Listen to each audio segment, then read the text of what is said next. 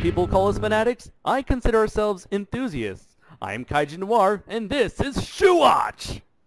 Super dynamic. Nacho Supreme. Oh, no, wait, that's wrong. Go? Ultra Force. There we go.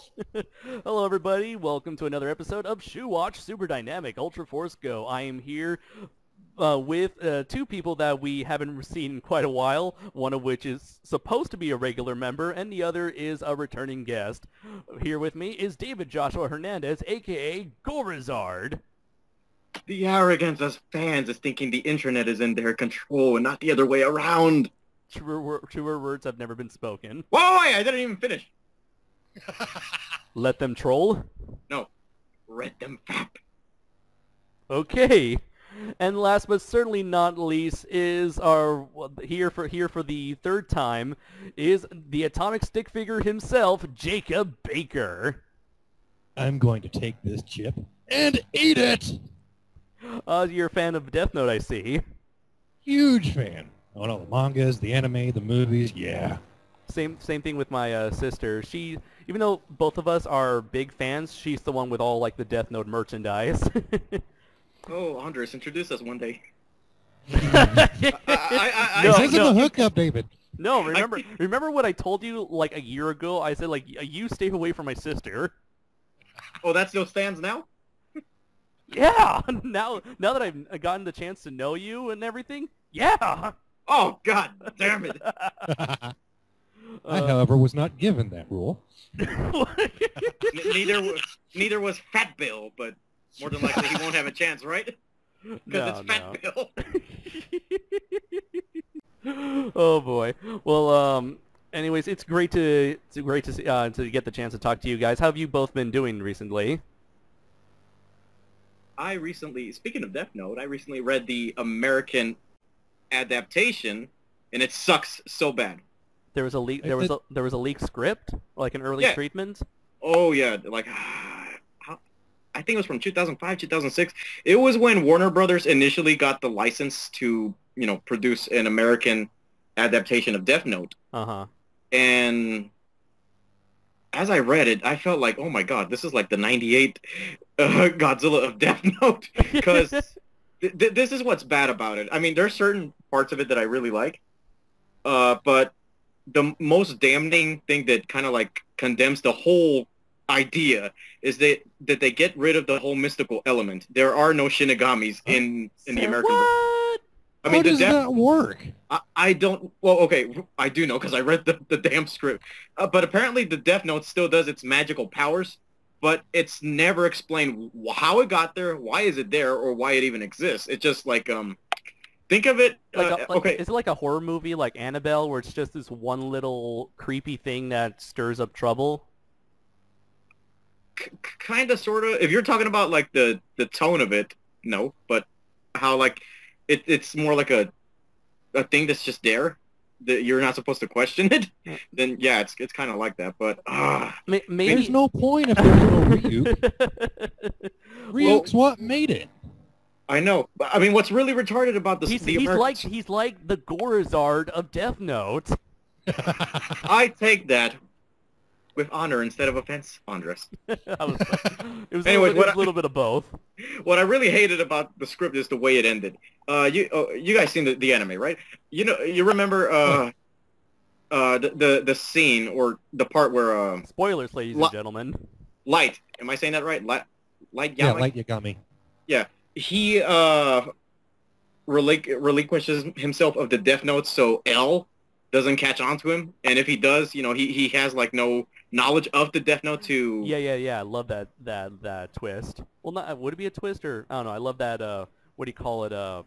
That strategy. Yeah, and then Light eventually gets in touch of the Death Note again, and then gets it back. Well, that's where the movie ends, but it doesn't end with him getting the notebook back. Well, it does, but in this version, where the pre-Light, yeah, well, in this version, his name is Luke instead of Light, and he lives in Manhattan instead of Japan. Mm-hmm. Well, Luke, since I'm gonna get confused with Light and Luke, he gets this recorder before he yeah, he used the Force. uses the Force. Well, anyways, he recorded himself saying, when you get the notebook, do this and that, just like in the anime, except he doesn't do what he tells himself to do. Instead, being... Oh, they're trying to go for like a happy ending? Yeah, they were trying to go with a happy ending. And, well, L, he lives and eventually kind of befriends him in the end. Aw, man. I guess it's kind of... I don't know, I guess because you know what could have happened had he... We know what happens when he does follow his plan, to the end, and we feel bad for him at the end of the story, but that's supposed to be the point of the story, was that it's supposed to be a tragedy of how this character who could have done so much with his life ended up taking a dark path that ended up in his own destruction. And... Well, they still kind of kept that, but in a different way. Mm-hmm. In the American version, the reason why he's driven by revenge to punish criminals is because he witnessed his mother shot during a robbery, and the criminal was never caught. It's the typical, Spider-Man. Spider-Man, Batman. No, my parents are dead. Sort of and motivation. It had to be in New York, of course. Even Kick-Ass made fun of that cliche. I will avenge you, mother! Anyways, this had a point. I forgot. Basically, the could-have-been American Death Note sucks so much. It sounds it. Yeah, the last time I heard any sort of news from that project was that Shane Black, I believe that was his name, the director of Iron Man 3, he was attached to direct it. And that was like, 2 years ago? No, yeah, it was 2 years ago, because I remember this was a year before Iron Man 3 came out. So this was 2012. I know. So I guess are they just sitting on their asses, twiddling their thumbs until the rights are like close to expiring, kind of like what Warner Brothers did with Man of Steel. They just waited until the last minute to make a movie before the rights expired. Possibly, because Warner Brothers, who also has the rights to the American version to Akira, is doing the same thing with that movie. No. Well, the script for the American Akira, though, is amazing, though. Right. At least more along the lines of the original story than the Death Note remake? Akira? Yes. Oh, definitely, yeah. It's... I was going to review the script to Akira, but I got sidetracked, but... I saw the anime first before I ever read the script, and then once I finished the anime, I read the script, and it amazed me how similar the American version is to the original, and how original it is in its own way. Because was this sort of like the remake of Scarface, where it's like the same story but they changed a lot of elements to give it its own identity from the 30s Scarface? That's one way how to put it, but it's very, very simple. It still keeps very much the same elements of the original anime. Mm-hmm. But it Americanizes a few things. For example, Tetsuo, he's now American, but Kaneda is still Japanese. And the whole... I guess there was, of course, token black guy in there, too, wasn't there? I'm pretty sure there is, because this is supposed... instead of being a Japanese gang, it's an American biker gang. Isn't it supposed to have, like, a more interracial... Not interracial, but, like, more I guess... multi-racial sort of gang? Well, yeah, because in this universe, in this version, apparently the United States went through like some sort of like economic crisis, and apparently they sold all of Manhattan to Japan. So now it's called Neo Manhattan, Neo Tokyo, something like that. Mm-hmm. It's kind of an interesting twist. It almost reminds me of now that I think about it. It now reminds me of Big Hero 6 with San Francisco. Yeah, basically, yeah, just like that. That's how they turned New York in the American Akira. But it's kind of sad they're not going to go with this version, because they were going to split it into two parts. Uh-huh. And of course, the mutation scene is not in here. But Whoa. But what they replace it with is a little bit more, how do we say? I don't want to say superior or better, but it works in this context. A bit more dynamic. Yeah, like Kaori, that was Tetsuo's girlfriend, right? If I'm saying that right? Yeah. Kaori. Yeah, she dies when Tetsuo's body drags her inside. But in this version, instead of going with the whole mutation thing, she kind of like does this Hulk 2003 thing, when Jennifer Connelly went up to the Hulk and calmed him down. But they had the U.S. military around the dome, their weapons targeted on Tetsuo or Travis in this version, and some idiot chose to shoot him. And since he's all superhuman, superpowered, the bullet went through him, and it ended up Kaori instead. And that caused him to go berserk and reawaken Akira. I don't know how they pronounce it in either one. Wow, that's similarly tragic to what happened in the Japanese version. Yeah, but oh my god, I can safely say now that I am a fan of Akira. I wasn't when I first saw the movie. I told you this, Andres, too, because I found it to be like one of the most the most disturbingly mind-fucking movies since End of Ava. I mean, with End of Ava, it's intentional, but Akira, it was kind of like it just happened that way. And like I said, I didn't like it at first, but then I bought the Blu-ray and saw it again. I was like, okay, now I see the artistic integrity behind it all. Do you plan on reading the manga? Maybe. I mean, I can get it if I want because, Internet. I'm a pirate. Yeah. I mean, I got Dylan the Attack on Titan mangas, and I had them on my computer too, but I chose not to read them because I didn't want to get the second season spoiled for me. I'd rather wait. Yeah. So you're willing to wait until 2016 for season 2 to be made? Well, yeah. And plus, we have the live-action movie coming out next year. Yeah.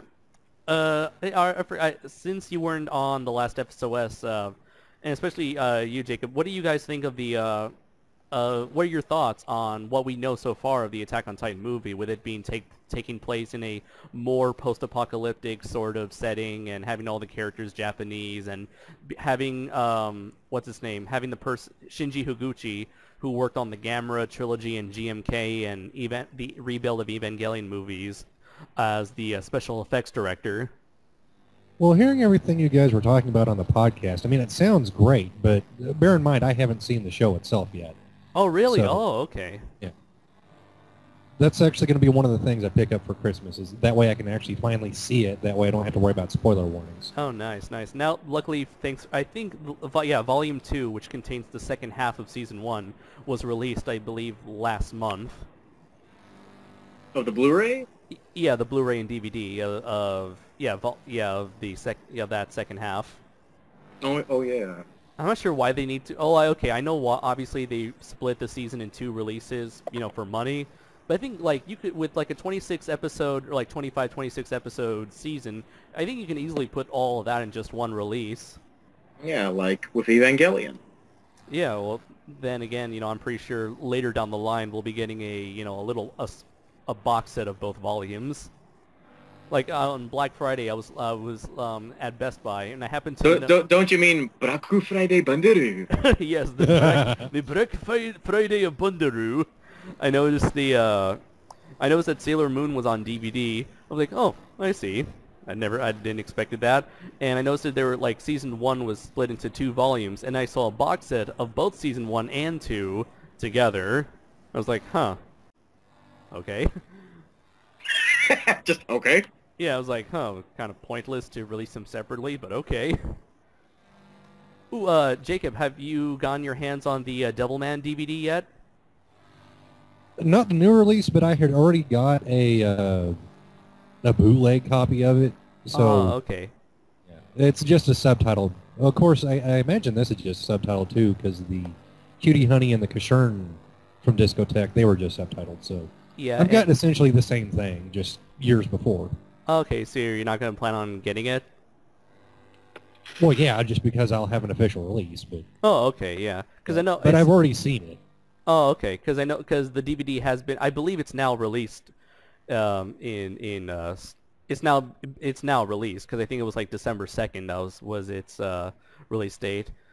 I have one Discotheque DVD, which is Shin Getter Robo versus Neo Getter Robo, and that was also subtitles only, no special features whatsoever. I actually prefer it that way, just because I like subtitles, because they don't try to change the dialogue as much. Yeah. I guess when it comes, well, I don't know, like, with me and subtitles, it's like, well, subtitles in general don't bother me because I grew up in a household where we always have our closed captions on the on the television screen. Just because, I don't know why, it's just like one day we turn on the closed captions and then we just left it on there for like the next 10 years on all future TVs. So like I kind of like, I've been used to the idea of reading and watching at the same time, and I have no issue with it. And so when it comes to subtitles, I'm okay with that. Although when it comes to, I guess I would, when it comes to anime, I would prefer, I would, personally, like I would prefer a dub as opposed to sub. But not so much when it comes to a live-action movie like Godzilla, because I would, since I'm looking at live-action actors, I would rather listen to those actors' natural voices. To me, it's sort of split with how I'm introduced to it. It's like Kikaider. I was introduced to that on Cartoon Network, so I was used to the dub. And now I can only watch the dub because it's what I'm so used to. And then there's other shows where it's like, well, I can only watch the subtitles because American voices just really don't work. Yeah. The guy ever new anime. The voice of the American actors in the new series drive me nuts. But I can watch the subtitle and be just fine. That's kind of the same thing I had with like anime titles, like the name or the titles themselves. Like I grew up knowing Astro Boy as Astro Boy as opposed to Mighty Atom. Yet That's when one atom. On the other hand, I prefer to call Tetsujin 28 as Tetsujin 28 as opposed to Gigantor because that's how I was introduced to him. And you like to call Godzilla Godzilla instead of Gigantus. Of course, although I don't think anyone would refer to Godzilla as Gigantus. A little bit of trivia. I was actually going to name our new Godzilla suit Gigantus, but then I realized that if this suit was actually well-liked, everyone would be pissed because I didn't call it Godzilla. Why would you like? Are you going to call it like? Were you going to call it like Gigantus Goji, like Hyper Goji? Well, no, it was just going to be like instead of like Primal Goji, it was going to be Primal Gigantus. But you know, like I said, it was like, well, if people really like this, I should really call it Godzilla, just so that I don't hear them gripe at me because of that. Well, I don't know why they would gripe because, like, in the end... It's the internet. People gripe for anything. Well, in the end, people are going to call it Godzilla because, first off, it is obviously. Godzilla, and it's in a fan film where it portrays Godzilla. And Gigantus is technically an official licensed alias for Godzilla. Yeah. Like, really? I thought it was Gorgo. Well, where was I going with this? Oh yeah, Anders, where were you going with this? I don't know. It's kind of hard. It's very rarely do I start a freeform conversation style section of Shuwatch. All thanks because Adam's not here. Yeah, I guess. He's like, hello, insects of YouTube. I'm Adam Noyes from Adam Noyes, and I'm going to be talking about Orson Welles for the next 30 minutes.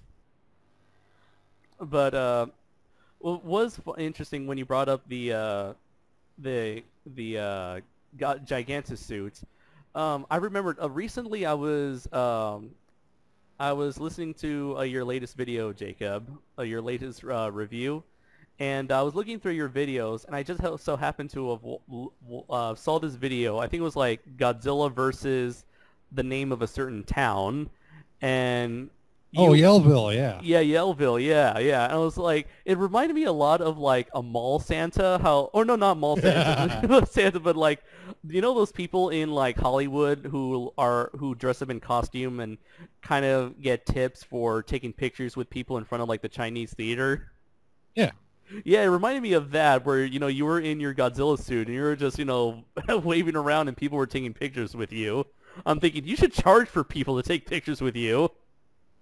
See, that's sort of what happened. I didn't charge for any photos, but the place in Yellville where we had the suit was the CJ's Country Attic, where it's like anytime we build a suit, we always take our suit over there before we go anywhere else with it. Uh-huh. And we draw traffic to CJ's Country Attic, so it does business for John Perdome. Uh-huh. So that's what he allows us to do. You know, he doesn't just like watching the suits; he also likes that extra money, and I'm happy to help him get money. So. Okay. So it's kind of like instead of like Little Caesars, instead of hiring some dude to put on like a Little Caesars mascot costume outside of their pizza restaurant, they have Godzilla to advertise their attic place. Exactly. That's genius. I actually dress up as things that people want to look at. yeah, that's totally genius. Unfortunately I can predict how this could go wrong with Toho saying like, you can't hire a person using our copyrighted character. No. But he didn't hire me. I just go out there on my own free will, and I don't get any money out of it. I am the scapegoat. What were you going to say, David? I forgot what I was going to say because I forgot what you said right now. it went something like, you can't, something. Whatever it was you said, but in Japanese. Well, anyways.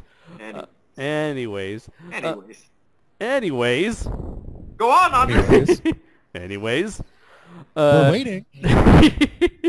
Jacob, I noticed on Facebook recently that you're in production. You're currently in production on a new suits. Yeah, It's this a is secret, sort of a. It's a secret project, huh? Would it technically be secret if you Yes, put it on the Facebook? project is secret, but the Anymore, I mean? No, okay, the way it is that I'm going to be showing how these things are being developed, but I'm actually going to be doing a couple of other projects before GXG, which I know is going to upset a lot of people, but I'm doing this for a very good reason. One of the projects is something that Dad and me both really want to do, and we've talked about it for a while, and we're like, let's do this. And the other thing that the Mastodon head thing you saw is for a completely different project. And the reason why I'm doing these first is that since I'm going to be directing this end-all Godzilla Gamera confrontation, I got to make sure I'm good at directing the sequence, because if I go in without any experience whatsoever, I might not deliver what people want to see. And I want to make sure that I've actually got the skill set before I do this. So, a couple of test projects first, and then GXG. So, I remember, Jacob, you told me something about like some sort of like negotiations with some other person, and does this have to do with that other person? No, that project fell through. Okay. Like so many others have. That's unfortunate. Was this like on that other guy's part? Well, like... Yeah. Okay. Yeah, no, we were completely ready to go, but they had found someone that was a lot closer. So, you know, I can't really... I mean, I can be depressed about it, but I choose not to, you know. That's good. Always keep your spirit strong. Well, yeah, you know, it's amazing because, like, I find it unbelievable where you and your dad have such great talent in making your suits, and yet, you know, like, I can imagine, like, I would imagine that there would be a lot of people who would be asking, you know, for your talents for making, like, these wonderful suits. And, yeah, I remember you told me before, like, it usually comes down to, like, money. Well, it's money and location. I mean, living out in the middle of nowhere, Arkansas, really isn't the best place to try and do business as far as that is concerned. So... And, like, the time frame. Everyone wants this stuff, like, right now, and it's like, well, these things take time. So people go with what's closer, no matter what the quality is. If it's closer, then that's what they do. If you were to, like, develop... If someone hired you to make a suit, would you have them pay for shipping the suit all over to their location? Because I wonder how much would it cost to ship a suit or like an item that large. That is a very good question. If anyone ever got that far enough in talks about buying a suit, we would try and figure it out at that point, because it also depends on where the person is. I mean, if they're like a couple states away, we can deliver the suit. That's no problem. Mm-hmm. But if they're like, say, New York, that would have to be shipped, Mm-hmm. or they would have to be willing to pay our gas for us to drop it off to them. Oh, okay. So you're thinking like UPS would be out of the question? UPS is definitely out of the question because shipping a sizable package, and these things are ridiculously big depending on the build, that would cost an arm and a leg, not only for the person ordering the suit, but also for us. So it would be a lot cheaper for us to just drive these things out. I see. And when you were making the Hyper Goji suit, did you make that for the movie or for Godzilla Battle Royale, which is now available on YouTube for free? Plug. Or did you make that and then like Billy DeBose came to you and said, "Hey, can we use you in that suit for my movie?"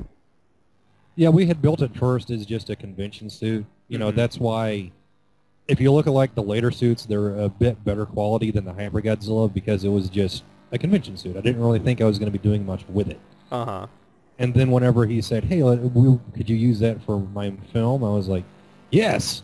I wish I'd known it would have been used in an actual film. I would have done a little bit better on it. Like looking back on that suit of yours, what was the one thing you think you would have improved on the most? Or like, what was the one thing that you're not satisfied with? The balsa wood head. Because I was confined to texturing or building the face around the skull that we had made, the jaw is very square, and I wanted it more rounded. So, that would be the big change I would do is I would remove the balsa wood frame. The head would still be huge because I like the big head Godzilla, but the jaw shape would be different. And how unfortunate that that's the one part that now remains of that suit. And no longer in my possession. Oh, really now? Yeah, at the screening in Chicago, I cannot remember the kid's last name, but his name is Maddox. You probably heard about him. He was this kid that the Make-A-Wish Foundation made a Godzilla movie for because he is a big Godzilla fan and that was his wish. And so they did this like little 6-minute movie called Madzilla, and it was a very cute little film. I think it can be found on YouTube. I highly suggest you look it up because it is very cute. Okay, I'll look for it and I'll leave it in the description for the audience. Yes, please do. And, Billy wanted me to take the Hyper Godzilla head up there just to have as a prop so people could look at it. And I thought, well, what the hell, this kid's going to be here. I'll give him the Hyper Godzilla head. So now Maddox is in possession of the Hyper Godzilla head. And how do you spell Madzilla? Yeah, Madzilla. Ah, okay. Well, that's an awfully kind gesture of you, Jacob. I'm sure that certainly brightens up that kid's day, and I'm sure he sits it proudly in his room somewhere in Chicago or wherever he lives. I think he is from Chicago. Huh. Like now, I'm thinking like of that moment where we just had him sitting in the living room. So.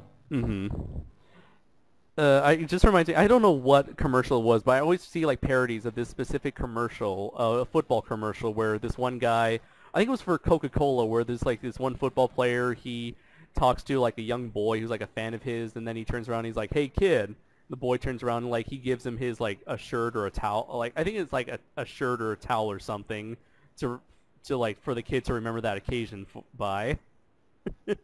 Now I'm imagining like you're this idol of this young kid, and then you give him you pass on the torch by giving him like the Godzilla head.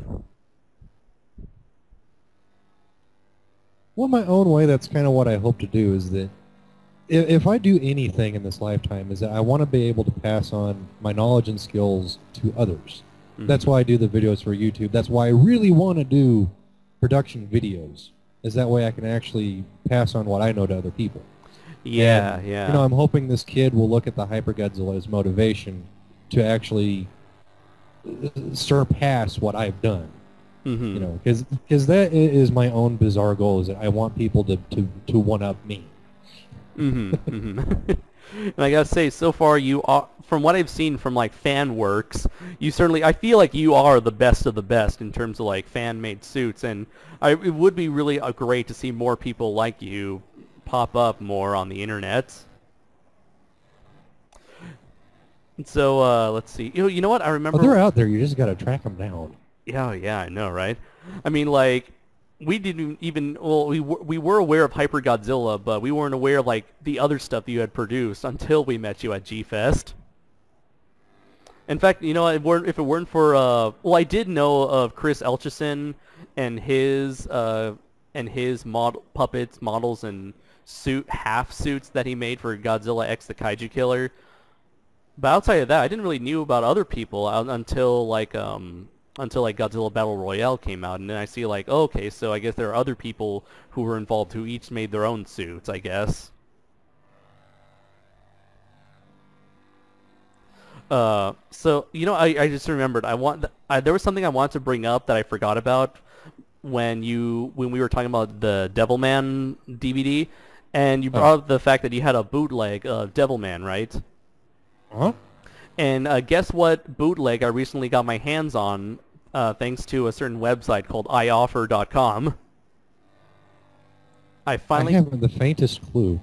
I finally got a bootleg DVD of all 51 episodes of the original Getter Robo with English subtitles. ioffer.com. The Yeah. ripoff of eBay. The interesting thing was with this guy who has, I'll send you a link after the show, Jacob, where there's this guy on iOffer who has made like a lot of really cool bootlegs of a whole bunch of like mecha series and pretty much like old school anime, and he was the only one who had like a very legit looking DVD of Getter Robo, where it's like an actual, it's not like a bunch of discs on paper sleeves, it's like an actual box with box art. And as for the subtitles themselves, it appears like grammatically they're great, except it's one of those have you ever come across like ever came across like bootleg subtitles where for some reason they changed the names of like certain objects, attacks, or characters? Yeah, my copy of Ultraman Mabius and the Ultraman Brothers. They called them the Altman Brothers. It was like, why? I know, right? Because like this is the same case here with Getter Robo. I mean, I'm glad I have like I have like really great readable subtitles that have like great grammar. But when it comes to names, I'm like, why do you change something that's clearly spoken in the show, especially when it's like an English word? Because like I think only the main character, Ryoma, his name is changed. I forgot to what it was, because I only watched the first episode and I was skipping around with it just to see if it worked. But it came to Getter Robo. They called him Getter Robot. Andres, I can almost sympathize with you because my copy of Ultraman Jack has very, very weird mistranslated subtitles, such as, "The Island of Evil is the Island of Evil." No shit. Well, guess what? Okay, so in Getter Robo, there's the dinosaur army, and they have an army of like giant cyborg dinosaurs called Mechasauruses. And I'm pretty sure, you know, by the name Mechasaurus, you would think, okay, Mechasaurus, robot dinosaur. Guess what what the subtitles call the Mechasauruses? Scary dinosaurs. Well, let's face it, if I was being approached by a robotic dinosaur, that'd be scary to me. And then, okay, so the main form of Getter Robo, also known as Getter 1, has two main attacks. The Getter Tomahawk, which is, you know, what Tomahawk, a small, tiny little battle axe, and the Getter Beam, which is like the plasma grenade beam from like Heisei Mechagodzilla. Guess what they call in the subtitles, they call the Getter Tomahawk the Getter Axe. I'm like, well, okay, this isn't the first time I've seen that mistranslation. But then they call the Getter Beam Getter Big Gun. I actually like that more. Really? It's got the word gun in it. Okay, sure, you have a point there, but again, it's like, you have these characters who, like, many times they're gonna say, "Get a beam!" Like, it's clearly, it's in English. I don't know how you could translate beam to big gun. Okay, no, the biggest faux pas, this is a dub, not a sub, a dub error. Space Amoeba. Okay, I've seen Yogg Monster from Space, the AIP version. That's the one I grew up with. So I got used to them calling it I think they called it the octopus, the giant crab, and the jungle turtle. And then I saw the subtitled Space Amoeba where they called them by their names. And then for some reason in the Space Amoeba dub, they call it's like the squid, the giant crab, like I had heard in the AIP print. But instead of calling Kamebis his name or the jungle turtle, they call him the Stegosaurus bat. What? Yes, that's what they call him on the American dub of Space Amoeba. And where was this dub? Where was this dub made? Malaysia? Like I think it was a Chinese dub, actually. Was this on like the actual like Media Blasters DVD? Yes. Wow, I gotta check that out now. Was this like a random like audio file that some random person at Media Blasters had and like, let's stick it in there, why not? Well, no, that was the international print. That's the print that's been around for decades, and that for some reason he's just known as the Stegosaurus bat. I feel bad for people in international communities who grew up calling those creatures like Stegosaurus bats. I mean, it's not a bat. It's clearly not a Stegosaurus. I mean, it's a turtle. But because of that one dubbing error that cracked all of us up, I am going to develop a Stegosaurus bat monster. Oh. And it will be a costume, and it will be shown off at G-Fest. Oh, is it going to be four-legged? No, it's going to be bipedal. Oh, okay, because I want to know how you would pull off a quadrupedal monster without having it to walk on its knees. The closest thing I could do would... Well, Varan. I did not walk on my knees in that suit. I actually walked on my toes. Oh, yeah. Because the only person I've ever seen... I guess... Would the suit actor from Jiger, did he walk on his knees? No, he was in one of the most awkward positions I have ever seen a four-legged actor in. Because Jiger actually walks on the bottoms of its feet. But the actor is... Okay, his hands and feet are on the floor, but his butt is way up above his head. Okay. And his head is way down in the throat of Jiger. Okay, I thought that was the case because I guess it works because he had like a Stegosaurus, Triceratops like body structure, and generally those creatures tend to have their hips higher than their shoulders, if that makes sense. Yeah, I actually tried to emulate that approach with the Primal Goji suit if you look at his proportions. I see, yeah. And oh yeah, this came from the the Getter Robo DVD. So yeah, I'm very glad I had that. I finally own the original series on DVD now, and yeah, I'm definitely gonna recommend this seller to you guys if you ever plan on getting some sort of like mecha anime or whatever on DVD. Although the problem, it's Go Nagai, I'm gonna buy it. And he also has Getter Robo G. But the thing is, like, this person, this is the first time I've ever paid someone this way. Where I'm used to using PayPal to purchase stuff on like eBay or just like certain other bootleg site that David and I are big fans of. But this person, he didn't use PayPal. Instead, I had to use a money order. And have you guys ever used money orders? Yeah, I used to use them all the time. Oh, okay. Yeah, this is like the first time I ever had to use a money order. So I was like, oh, okay. So like I get to pay this money order from like the post office. I use my card or whatever, my debit card, and then I mail it. I write the address. It's kind of like a new process because, like, we live in an age where everything's all digital, and even our mail, the majority of our mail is digital. So having to like get an envelope and everything and put it in like the mailbox and wait and hope to God nothing happens to it physically and hope that it gets to its destination. It was kind of like an experience where I was kind of like anticipating and hoping to God nothing went wrong. Because with like PayPal, it's just like it's all electronic and it's all like done and done. I almost did a money order with the... Mm-hmm. This was like my pre-PayPal years. But even before that, you know, some of the sites I used to get my stuff from, they just did that whole just insert your credit card information and all that, you know, the old-fashioned way. But I never actually did money order because I had no idea how to do it. Right, like me. Yeah, and then I discovered PayPal, and then I learned that, you know, does PayPal. I was like, oh, well, shit. Like, screw it. Let's do it the easy way. Mail, like, physical mail is dead. But, yeah, David, what did you had any other examples of, like, weird subtitle mistranslations? Oh, all the time.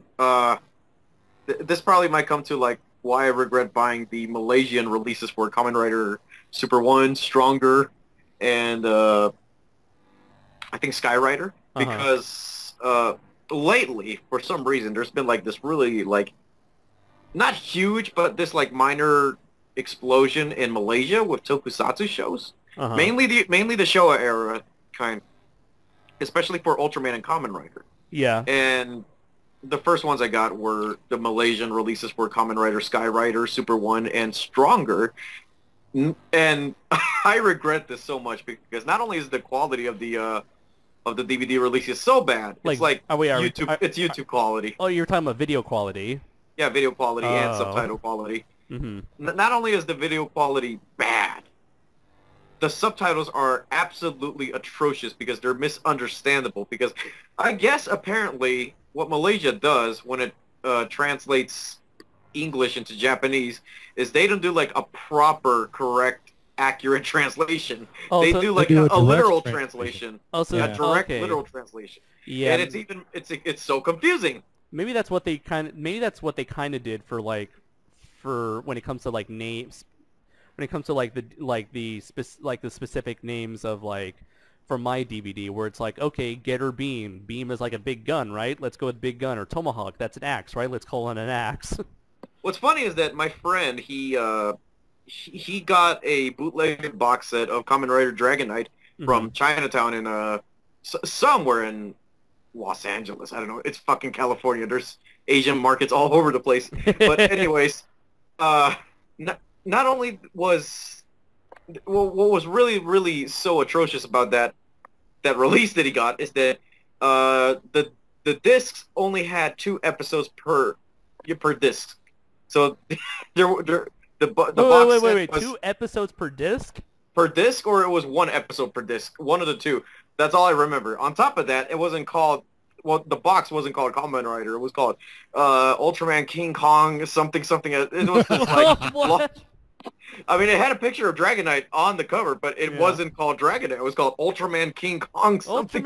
Kamen Rider Dragon Knight was called Ultraman King Kong. Apparently, through this Chinese market that he found it through. But now I'm imagining like King Kong wearing Ultraman spandex and Kamen Rider Dragon Knight's mask. It's like the long-lost brother of Kong Jaguar. Yes! Oh, it's possible now, Andres, now that King Kong can apparently fit into a giant robot suit.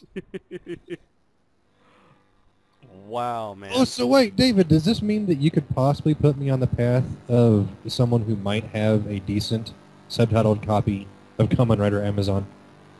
Kamen Rider Amazon. Actually, Andres actually gave me a perfectly well subtitled version of Kamen Rider Amazon. It was one of these. I'm not sure if you guys are. I know Andres probably is, but I'm not sure about you. These fan subs, like kid subs, or they do these like fan subs for Tokusatsu and whatnot, and they used to put it on Mega Upload all the time. And YouTube recently. And YouTube recently, but yeah, if you want a copy of Amazon, I could just give it to you because I still have it on my PS3.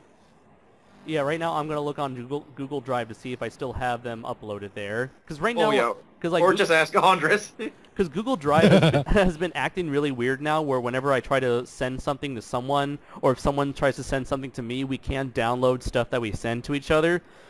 So The same with me. For some reason, if I try to upload something to the Google Box, whatever it's called, it'll stop halfway, like 50% into like uploading it, and say it can't do it anymore. And I'm like, really? Yeah, Well, I prefer hard copies, so... Okay. Okay. So you guys, I recently at this year's Comic-Con, I saw this person who was selling really nice-looking bootlegs of a bunch of Japanese tokusatsu stuff, along with a bunch of other TV shows, and just like You got me interested, Andres. Go on. Go on, Andres. Okay. Go on. Okay, so apparently there was this, there was a booth at Comic-Con, and there was a person working for, like, he had his own little company. It was called, let's see, here's his business card, Times Forgotten DVDs. Oh, I know this place. This is where I got my Ultraman Powered and Ultraman Great DVDs. Okay, I just sent you guys a link, and were those DVDs good quality? Okay, the quality for Ultraman Great was decent, but mainly that I understand because he got those from a VHS. There isn't a legitimate official DVD release for either of those shows. Not even for Super A. Yeah, not even like Japan wants to. It was like, yeah, take this shit away from me. But Ultraman Powered, though, I have some issues with it in terms of quality because there are some times where it feels a bit pixelated. Sometimes. I'm not saying it's completely pixelated, but sometimes it feels like that. Does the image quality still look like red? Have like a reddish tint to it? Or maybe that's just the show's nature itself, where it all looks very red. I think that's just the show's nature. But even so, back during the days of Mega Upload, I downloaded Ultraman Powered from there, and it was great quality. And I still have the discs when I uploaded when I burned the first 4 episodes of Ultraman Powered onto a blank DVD, and I compared it to the Times Forgotten DVD, and it's weird how inferior the Times Forgotten DVD release is compared to the one I got from the internet. Yeah, so when I was at Comic-Con, I saw the Times Forgotten booth, and he pretty much had like a whole bunch of bootlegs, not just of like Japanese stuff, but just like a bunch of unreleased stuff in general. Like, TV shows that haven't gotten DVD releases, or like just random obscure stuff, like say the Justice League of America failed TV pilot, or the Star Wars Christmas special.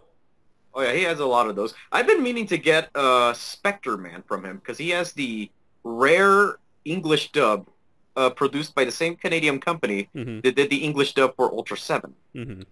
Well, I happen to have found a whole... My God, I love that dub. It's so stupid. It's fun. Well, I happen to have find like, he at his booth, he had a whole bunch of like Kamen Rider stuff and Gundam and Ultraman, and I asked him, how good are these subtitles? And then he said, well, what is your definition of good? Anders, let me just tell you this, that he doesn't, he's not like where they kind of like either they I think they either like find the best quality of subtitles or they just settle for the most cheapest. Because I bought Kamen Rider V3 from Times Forgotten, and he got the Malaysian DVD subtitled version. He tells me that he gets them from Malaysia. He gets them from outside the country, and he doesn't make them himself. And I was really wanting to get Amazon. I want to own Amazon because I really, even though I haven't had that much exposure to the Showa or just Kamen Rider in general, something about Amazon I really gravitated a lot to, especially when I've seen like the first like 5 or 6 episodes. But I had like Amazon in the palm of my hand. I'm like, okay, apparently has like English subtitles, but do I really want to risk it? Because I'm not sure. Again, I'm not sure about the video quality. I'm not sure about the quality of the subtitles. I mean, I have dealt with like bad directly translated subtitles. Like in the case of, there's this one TV show called Monster Magnitude 9, and it was a show that Shinji Higuchi worked on. It's supposedly kind of like Ultraman without Ultraman, where it's like a human task force they don't deal with the monsters. They're kind of like the Godzilla Prediction Network from Godzilla 2000, where they're there to predict and manage monster attacks. And the show, by the way, is fucking boring as hell. But I happen to have gotten a legit DVD of it from like a Japanese import store that I told David about called Book Off. And Is that the show that has the frog from Magic Serpent in it without the horn? I don't know, because I only watched half of the series, and I haven't seen any like legit like full-on kaijus. Like one episode had a kaiju, but you only saw its legs and its tail. That's like the closest we ever got. That's the closest we ever got to seeing an actual kaiju. Everything else is like, okay, here's a footprint, or here's an egg, or here's a bunch of slime, or here's a ghost that turns out to be the spirit of a child.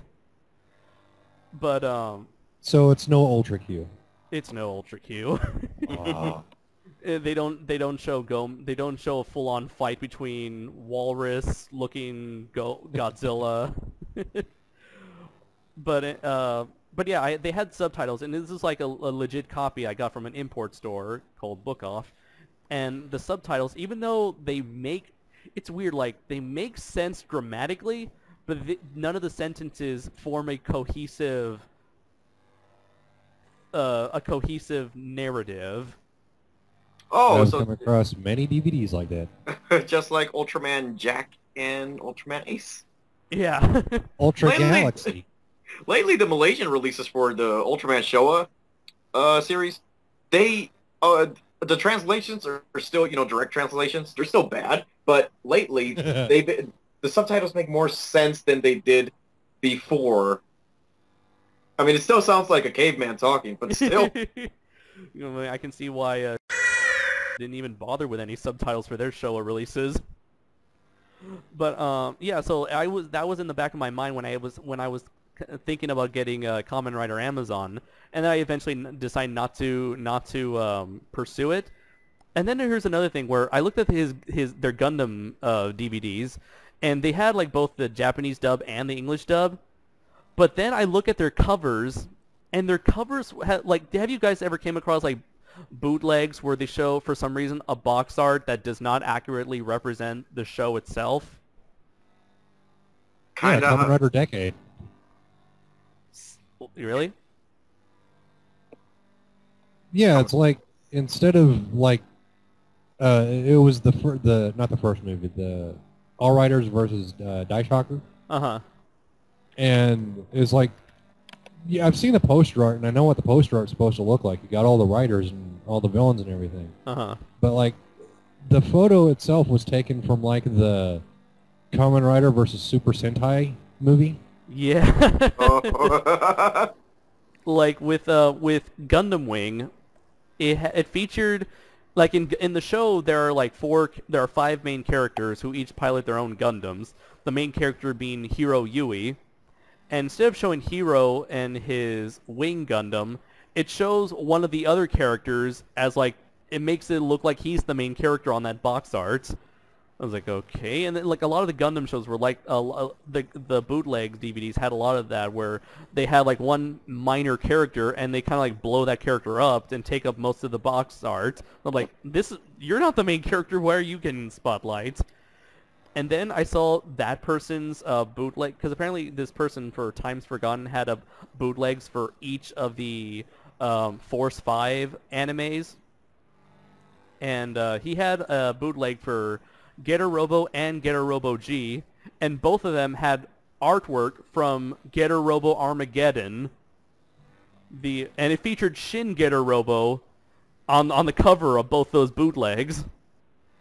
I was like, you were made like 20 years after the fact.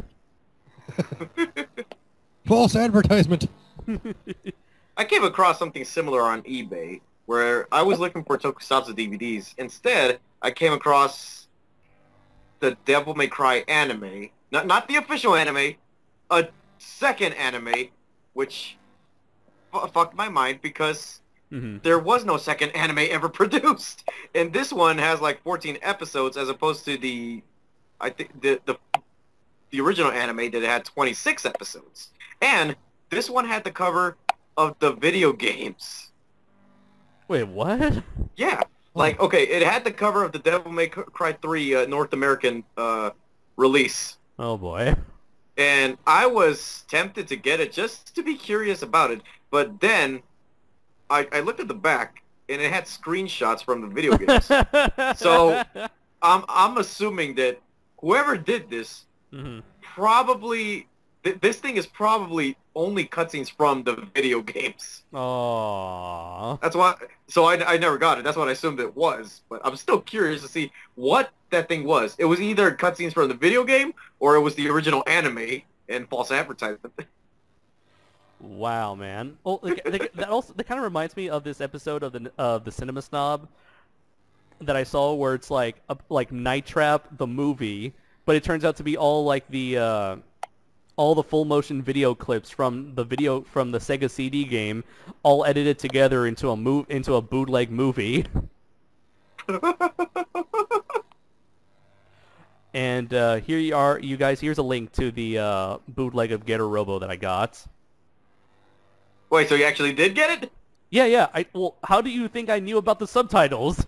Oh, no, wait. I thought you were talking about the one from Times Forgotten. Oh, no. This is from the iOffer website. And here's a link. And so much of my money goes down the drain. And here's a link to this seller's other stuff. He has no tokusatsu. No, he just focuses on anime.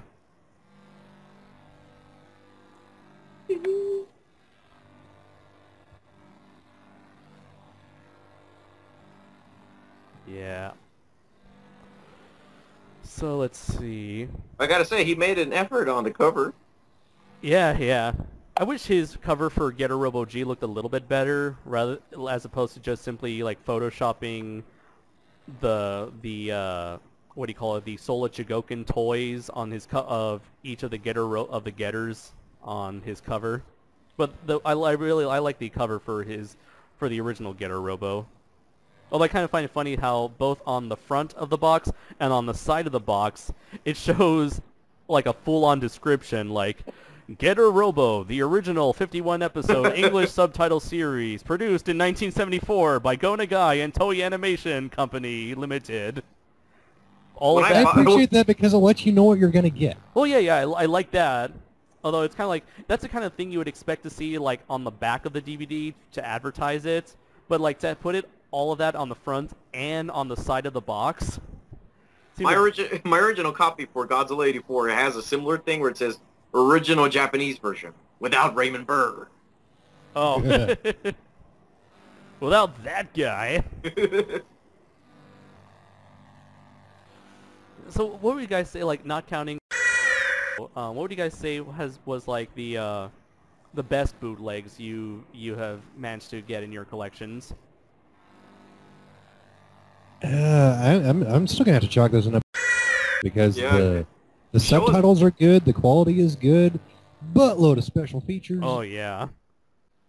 What I do like about is that he really goes out of his way to get as much as he can, like as many sources as he can, and put it and make like the ultimate package for fans. Right. This is why I love his version of the Godzilla 84 Blu-ray so much. Yeah, and now I'm... The only problem I have against what he does, and it's not a big deal because, like I said, I watched things with subtitles. But the animated movies that I got, except for the Flying Ghost Ship, because I got the Gulliver's Travels into Outer Space and The Little Prince and the Eight-Headed Dragon. Those had official dubs. And... you know, they exist. They're out there. I think the dub for Little Prince and the Eight-Headed Dragon is actually on YouTube. Huh. But it's like, you know, that would have been a nice little thing to put on there because then my brother would have actually watched it, and I really want him to watch more anime. So as it is, it's like, well, this is stuff that I'll watch, and I'll just do it for my reviews. I think maybe you can email him. Like, I'm sure he must have like some sort of contact information where you can just send him like maybe a link to like the stuff you've seen on YouTube and say, hey, this stuff exists. You should put in your future releases. And then I'll have to buy it again. Because that's what David did. Like, you know, he what was it? The person who used to have the X from Outer Space, but then he didn't because Criterion sort of released the X from Outer Space, and then There's a funny thing about that story. I thought I was supposed to pay for it. It turns out he just sent it to me for free. Ah, so he's not selling it. That was just like a special request. Yeah, because it's not on his roster. I mean, it is on the upcoming Blu-rays title. Yeah. Apparently at the end of the year, which I'm so totally getting. But yeah, I just asked him, if it's possible we could bring it back, and he said that he doesn't have like the stuff to make the DVDs, in terms of artwork and stuff like that. He did still have the files for it though, and he just sent me like 2 blank DVDs. Huh, that's strange because he did used to sell it as a separate item, and he had like the box art. It's a really cool box art. I wonder where he got that from. Maybe like the Japanese release. Yeah. That's the official Japanese. Yeah, well, he always gets it was like black and yellow, right? Yeah, he always gets the official artwork. And he just replicates it for his releases. So what was another thing? Oh yeah, he used to sell all the Showa Gamera movies on DVD, and this was before before Shout Factory started releasing them. Yeah, this is like the pre-Shout Factory era, back where my only option was either bootlegs or those shitty, god-awful the Sandy Frank dubs? Yeah, the public domain DVDs. So I got those, and this was around the time where Shout Factory just put out Gamera and Baragon on DVD. So I ordered all his other DVDs, and then he gave me an extra copy of Gamera and Baragon since he's noticed that I was trying to collect them all. Like, oh, thank you very much. He noticed? Yeah. He just gave, because I got, let's see, I got like Gauss, Guron, pretty much everything after Baragon. I got that because the funny thing was, first he wasn't selling Gamera or Baragon anymore because Shout Factory just released those two, and the reason why I got those movies was because I already had the public domain version of Gamera, Baragon, and Virus in that weird. Have you guys ever seen that weird DVD, quote unquote, DVD collection? It's called like Gamera the Ultimate Collection that had Gamera, Baragon, and Virus. I've never seen that. Okay, I'm gonna Doesn't sound familiar. Okay, I'm gonna look for it because let's see. Yeah, I had like a weird. My very first Gamera DVD was again like this weird collection. It was like one disc. It was all on 3 Gamera movies on one disc, and so like that's why I initially chose not to get those 2 movies. But he knows he still had extra copies of Gamera and Baragon lying around, so he decided to like just gave those 2 for free while I was purchasing all the other movies.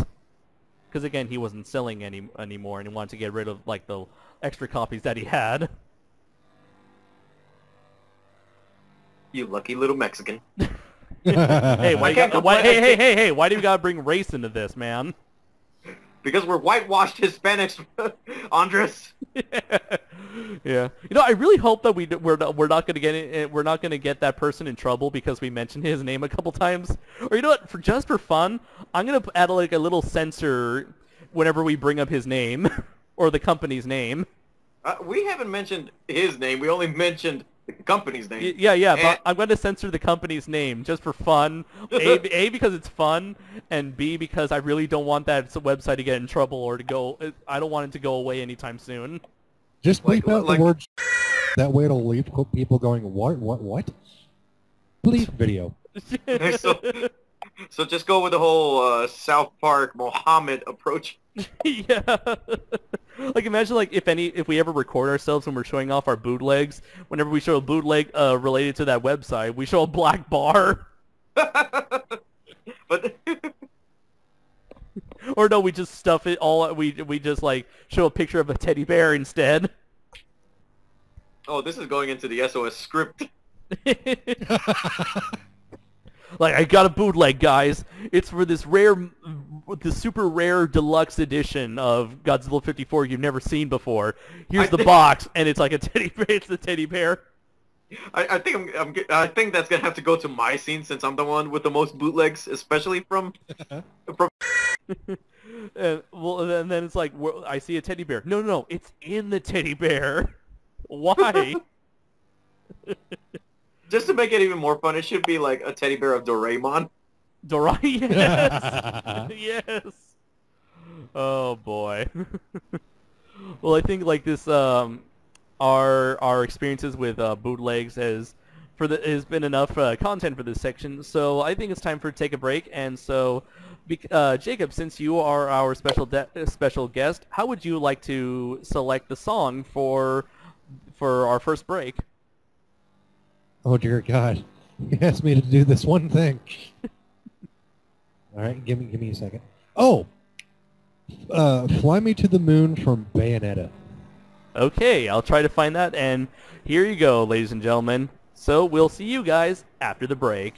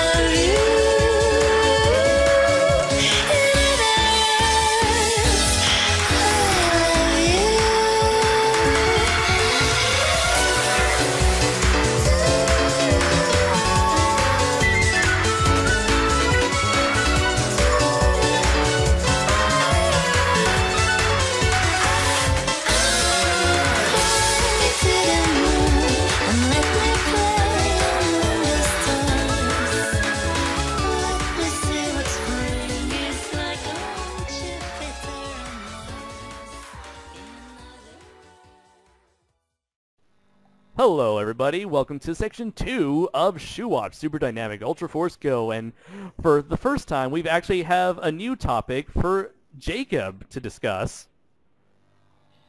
Yes, it has come to my attention that... Now, I realize that this is not an opinion held by the entire Godzilla fandom, but a majority of the fandom, at least, does consider Mothra to be female.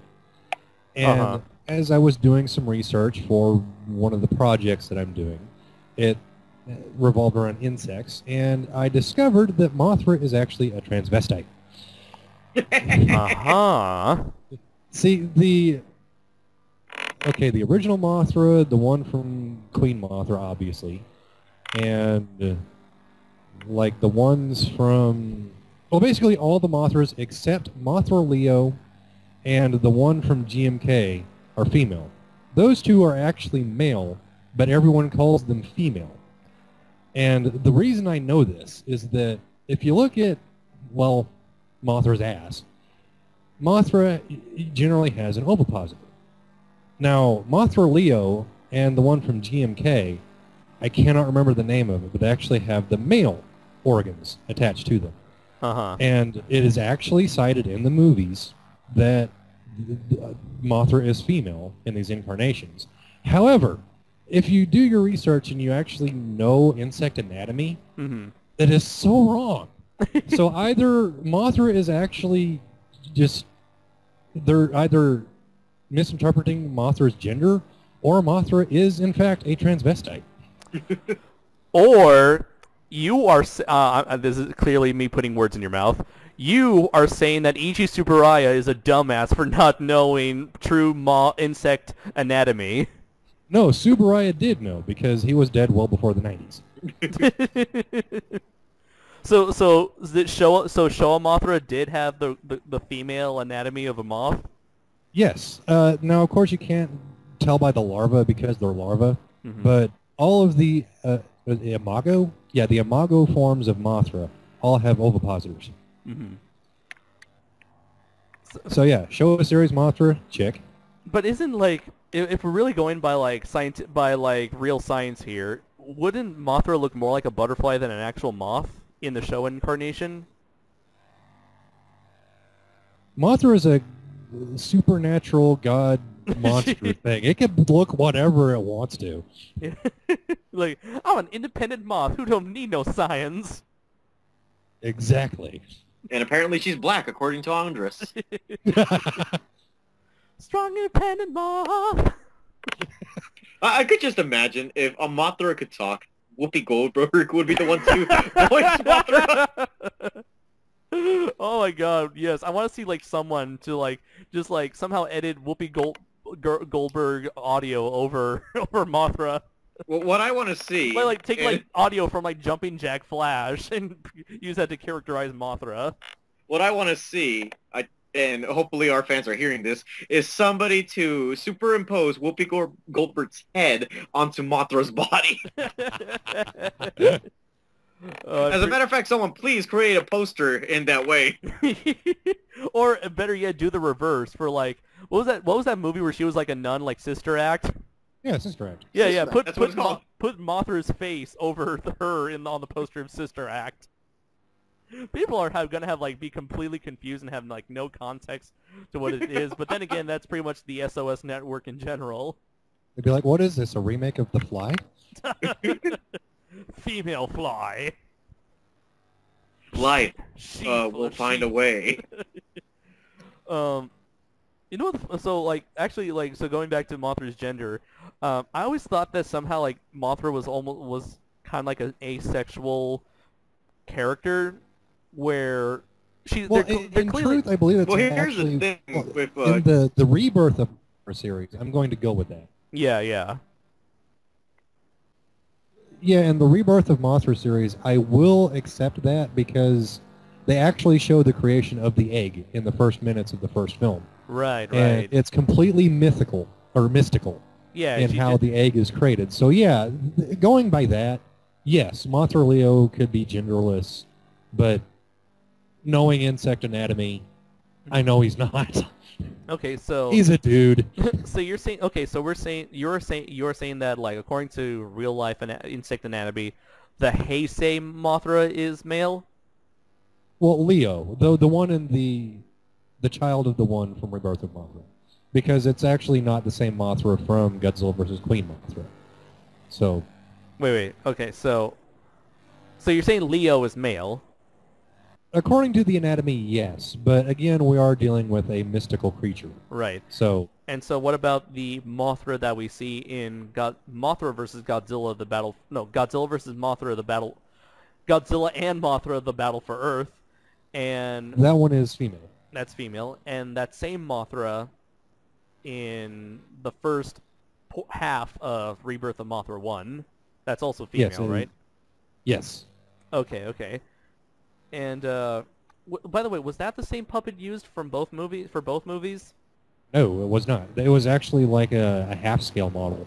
Oh, okay, yeah, because the model for the puppet used for the Mother Mothra in Rebirth of Mothra, I always thought that looked smaller than the one seen in Godzilla and Mothra: The Battle for Earth. Oh yeah, if you pay attention to the proportions of that Mothra next to Death Ghidorah, you can definitely tell that it is a much smaller puppet. Right, because obviously, even though some monsters are bigger than others, they're always portrayed by a suit actor who's roughly the same size. Yeah. So you can use the human size, the human in the suit is a reference for scaling. Yeah, now that I actually know that Death Ghidorah was actually one guy instead of two. Oh, really now? Yeah, he actually had stilt extensions on his arms to make the forelegs. So with that in mind, yeah, that is a small Mothra puppet. Oh, so wait. So his legs were in the back legs? Yeah. Oh, and he was using... Oh, okay, wow. Okay, I didn't know that. I didn't even notice it until I was watching the behind the scenes, and then after noticing them building the suit, I looked at how the front legs moved whenever he'd walk. They were kind of... You can definitely tell that it's stilts. Were they kind of his knees, it looked like the front legs looked like they have elbows bending backwards rather than knees? No, that I give them credit for, because it did look like he had knees. It's just the way the legs would lift, you could tell that they were being lifted up by arms instead of another set of legs. Yeah, that's the one reason. Okay, so what about Kaiser Ghidorah? Was that two suit actors or one? Yeah, that one was two suit actors. Okay, yeah, because I'm this is just me personally, but I'm really not a fan of Kaiser Ghidorah's suit design over Death Ghidorah, because at least with Death Ghidorah they don't make it look like the monster had knees in front, but with Ghidorah they made it so obvious that they even put spikes on where the front suit actor's knees are. And it's very distracting when I see knees as opposed to elbows on a four-legged creature. You know what I mean? Well, when you look at an elephant, that's sort of how their legs are shaped. Let's see. I don't know. I'm gonna check right now. An elephant. Let's see. Oh, well, yeah, you're right. It does have forward-bending legs, I suppose. But then again, they also have a backwards-bending elbow. But let's see. Anyways, back on the topic of Mothra. Which is the you're saying? I guess the one thing that goes against what most people tend to believe is you think that the GMK Mothra is male. Yeah, because it's got the back of a male insect is always shaped with a spike-like accoutrement. And that's exactly how the GMK Mothra's tail was designed. Or, not tail. Abdomen? Thorax. Is it an abdomen or a thorax? I always thought that the thorax was the middle part and the abdomen was the end part. Okay, well, whichever part it is. It tapers off into a spike. And that, like I said, you look at insects, that's decidedly male. It's just in the shape. I mean, again, we're talking about a mythical creature, and that one, definite mythological creature. So, again, whatever you want to believe, but Science. Yeah. The science is sound on this one. So let's see. So show a video. Show. We have video. In the show a series, we had Bleep, bleep, bleep. bleep bleep bleep. In show a series, we had a female. According to anatomy, we had a female Mothra. Heisei, we had a female Mothra, and then a male Mothra. GMK, we had a male Mothra. So what about 2003, 2004 Mothra? That one goes back to being female because it again has an ovipositor. Okay. So what about is Leo Mothra's male anatomy consistent throughout its multiple forms, not counting, I guess, against Aqua Mothra, since that's supposed to be like a tail, a fish tail? I will actually have to watch them over again because I know that for the first Rebirth of Mothra and the second, it definitely has that stinger-like shape. I haven't seen the third one in a while, so I'm going to have to go back and watch that. But if the design stays true, then yeah, I mean, how about of course, I guess you could change his gender. How about at least Rainbow Mothra? What about does that still look male? Again, I would have to see a photo. Okay, let me search right now. Is Rainbow Mothra the final form Mothra takes in Mothra 3? No, Yeah. it's the final form of Mothra 2. Like in Mothra. The final form of Mothra Leo. No, the final form of Mothra Leo is Eternal Mothra. See, there's Rainbow. Oh yeah. Now I remember. Yeah. Yeah. So for Rebirth of Mothra 2, there was Rainbow Mothra and Aqua Mothra. Why he needed two power-ups, I don't know. And then in the third movie, there was Armored Mothra, Eternal Mothra, and some people like to say there's a light speed Mothra, even though it's just Aqua Mothra CGI'd. Okay, I just looked at the box art for my release from Beep Video, and it's male. It's still male.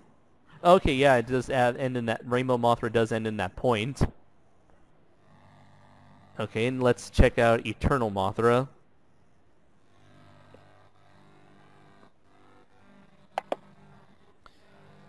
I do see a point. I'm not sure if that's the correct male point. Someone made like a... How many points does a male need? Somebody made like a Pokemon card out of Eternal Mothra and a Digimon card, not Digimon, and a Yu-Gi-Oh card. Actually made the Kamacuras from Son of Godzilla female, and the one from Final Wars male. Oh, really now?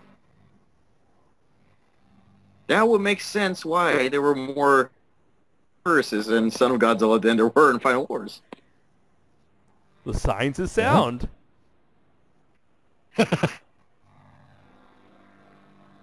Huh. That's pretty interesting. Yeah, well, I guess I think it's not too much of a controversial statement because I think the general consensus is that Mothra Leo is usually looked upon as a male unless I'm mistaken. Well, the subtitles, and it could just be the subtitles from the copy that I have. They reference Mothra Leo as female. Oh, really? And do you have the new Sony Blu-ray trilogy of Rebirth of Mothra, or like a bootleg? I have the bootleg I got from that one guy that we can't mention because you'll have to believe it. Oh, okay, yeah. Because I have the bootleg. I have his bootleg of number 3 because I was too cheap to get his 1 and 2 because I just wanted to get that TriStar Blu-ray, TriStar DVD from the early 2000s. But now that I have well, David, you also had that Blu-ray of the Rebirth of Mothra trilogy, right? The Sony releases? Yeah. Yeah, I also have the Sony release and a Bleep release. Okay, so I'll look back on those subtitles and see. One of these days, I'll look back on those subtitles and see if they do refer to Mothra Leo as a female or not. Although, isn't Leo considered a masculine name? But then yeah. But then again, how often do they actually refer to it as Mothra Leo in the movies themselves? I think just the trailer. Or you know what? I think maybe the one time they refer to it as Leo is probably in that one song that the fairies sing before adult Mothra Leo emerges from its cocoon. And for some reason, I just got this mental image of them singing the Ultraman Leo song. Leo, Leo, Leo, Leo. Oh, Leo, Leo, oh, Leo. Of all the old school Ultraman songs, I love Ultraman Leo's the most. Da da dun da dun da dun da dun da dun. Yeah, Mothra Leo. Ultraman Leo's first theme and Ultra 7's second theme. See, what was Ultra 7's second theme? He had a second theme? Yes, it was the one that would play whenever the Science Patrol was like going out on a mission. It was. Did it go like 1, 2, 3 to 1, yeah, that's 2? it. Like they were counting. Or something? Oh, yeah. Okay, I remember that one. I don't remember that as an intro though. But then again, No, it was they never used they as an tend to use actual- it a lot. Well, yeah, it was like you had the opening theme and then you had his theme inside the show. Oh, okay, so it wasn't a second intro theme then. No. Oh, okay. It's sort of like how the Science Patrol actually had a song, but in the show the words were never sung.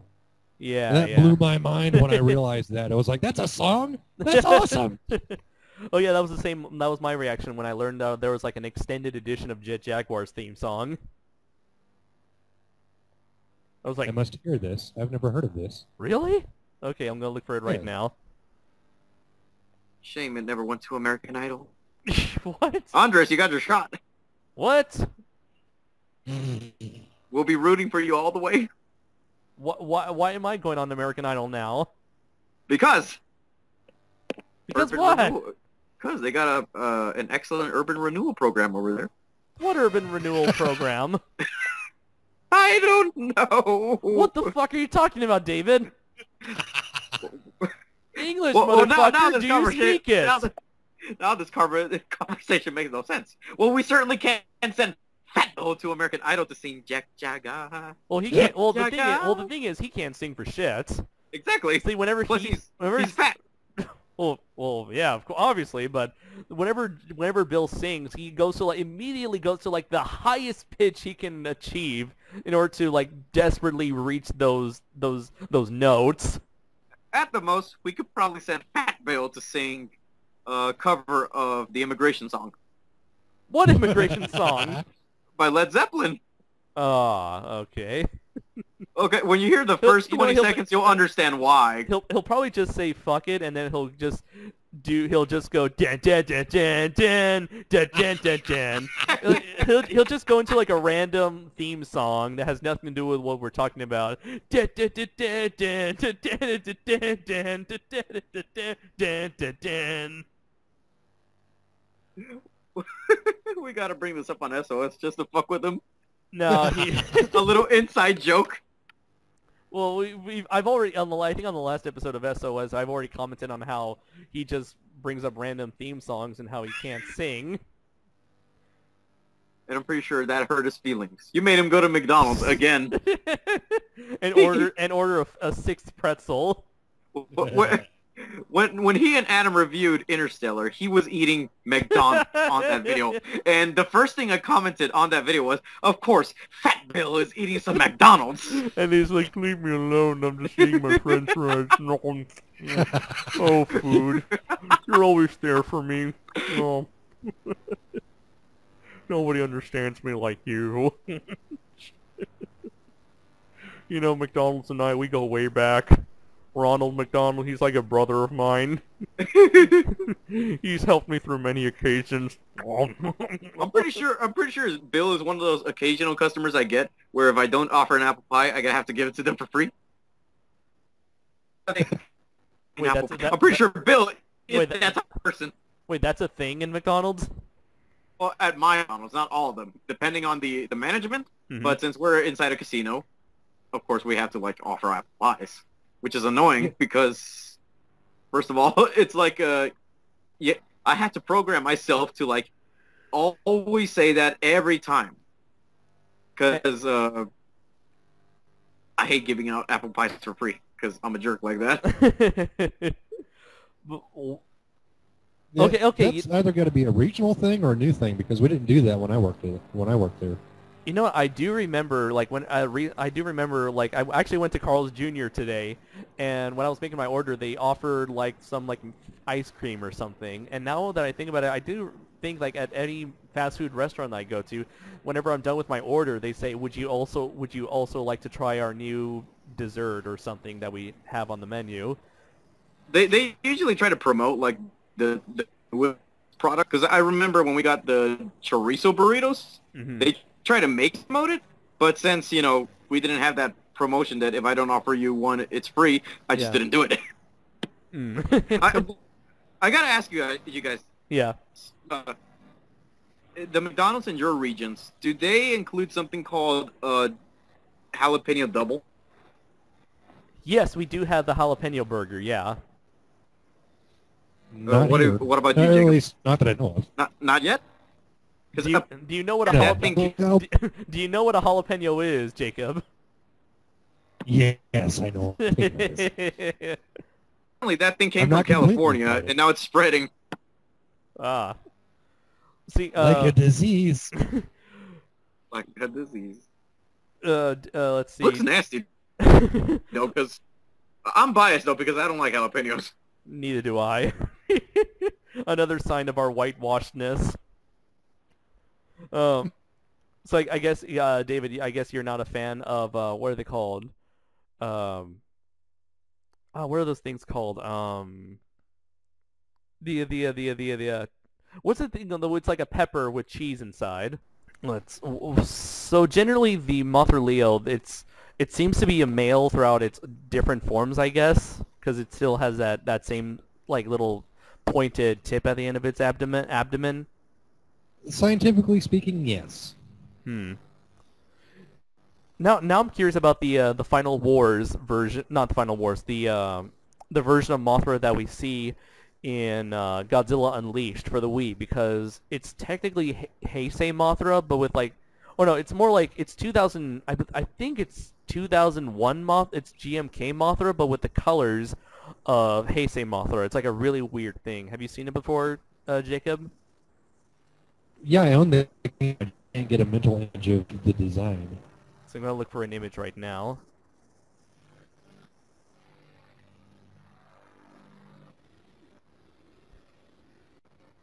Let's see. Yeah, it's kind of weird how with like the Pipeworks games, they tend to like try to mix and match different versions of the kaijus, like how in this game you have like a Ghidorah that's like a cross between Heisei and GMK. I actually like the figure design. Yeah. I actually like the design in the game more than the actual GMK design itself. Well, it's because the one in the movie looked like Looked like what? A toy. It was like the first ad my had whenever it popped up on screen. You're breaking up, Jacob. What about? Oh, you hear me? You're still breaking up. Sorry. So I could be insulting you the entire time, and you would have no idea what I'm. And now I hear you. But yeah, what I was saying is that the suit itself just looked like it was plastic. I see. Yeah, I actually prefer the in-game model because, well, it's a game model. It looks appropriate for the world. See, and another weird decision that Unleashed did was like they made Fire Rodan, except it was basically regular Rodan but with a black beak. My issue with their choice of was they chose that Rodan. I want either.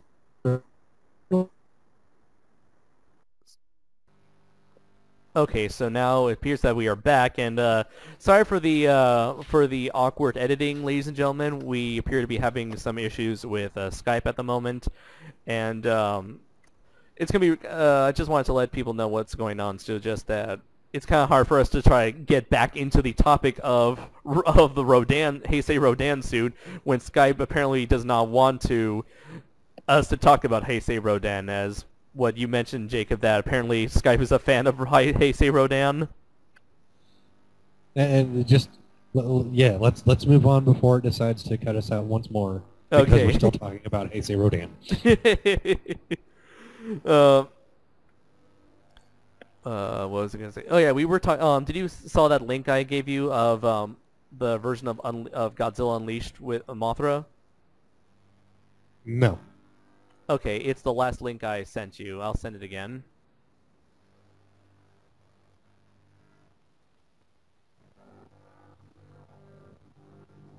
And there we go. Right. And female. Oh, okay. Interesting, considering it's like a very GMK-inspired design, wouldn't you say? Yeah, it tries to taper down into the point, but it flares out. And that's, you can tell the differences, is that the ovipositor flares out into more of a flower shape. Sort of like Mothra's mouth.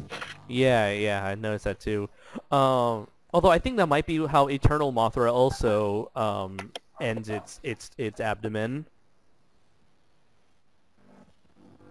But let's see. I'll look for an image of Eternal Mothra right now. You realize that we actually spent several minutes on this podcast talking about the genders of bugs. Yeah. Although it's not a topic that most Godzilla fans have talked about. Although, and I'm probably going to get so much flack from the fandom, too. I don't know. I mean, the only real thing that I mean, I think, yeah, most people generally accept Mothra Leo as male, generally because of its name, but I think the only real difference would be, like, Mothra's gender in GMK, I guess. Okay, yeah, this photo of the Eternal Mothra is female. Huh, so apparently I guess it's like an asexual being where it can flip-flop genders. Yeah, or yeah, it's kind of like one of those like creatures in the kingdom that changes. It turns out Mothra was actually created by InGen to be part of Jurassic Park because it was a prehistoric moth, and it escaped somehow. And because of its frog DNA, it's now able to flip genders in order to reproduce. I'm still sticking with my theory that he's a tranny. And a rather successful one, since it's able to, its species is able to reproduce. Or Mothra is a very unusual he. I'm too afraid to ask what you mean by that, David. It's a 1998 reference. Oh. Oh, yes! Now you get it. God damn it, Andre. I choose to forget about those details. The movie's bad enough as it is. Since we're going with the Jurassic Park reference, we might as well include a Jurassic Park rip-off reference as well. Dude, listen, nothing against transsexuals of any kind, but a transgender Godzilla is the last thing I ever wanted in an American adaptation. But they fixed that shit in the series. Yes. It's like, no, this guy's asexual. You know, this guy cannot have sex and cannot have babies. This guy there was oinking and boinking with the Komodothorax. Yeah, sadly, or like, yeah. Now I'm thinking about like about things I don't want to think about. It's like, okay, so like, can he engage in sexual intercourse? He just cannot inseminate the female. Well, here's the thing, Andre. Or does he because he is unable to reproduce? Does that mean he suffer from like erectile dysfunction or something, or like the lizard equivalent of such? Blanks. Yeah, that could be it too. Well, there's a simple answer too, Andres. And if evolution has taught us anything, life will find a way. So like right now, like Godzilla Jr. is like, I'm impregnating that Komodothorax no matter what. I'm gonna find a way, damn it. Listen up, sperm, wake up. Well, apparently, when I read the Godzilla 2 treatment for 1998, the sequel treatment, by the way, apparently they were trying to add like this little detail that apparently they can only breed once. Once in their lives? Yeah, once in their lifetime. So let's say if 1998 survived, it wouldn't be able to breed again. So does Zilla Jr. in the Godzilla 2 script, does that creature reproduce? He reproduces, but well, since you're not going to read the treatment ever, his offspring do end up getting killed too. Yay, hooray for rehashes of plot elements we do not want to see again. No, wait, was that the script that had him fighting the queen bitch? Yeah, the script treatment, or scriptment, as some people call it. I have read that. It was stupid. Now I can see, like, it was another generic bug monster, right? Yeah. Yep. The thing that you were afraid of seeing when you first saw, like, early concept art of the Muto, or like fan interpretation of the Muto. Now, judging by the abdomens, what do you think, Jacob? Do those things look male and female?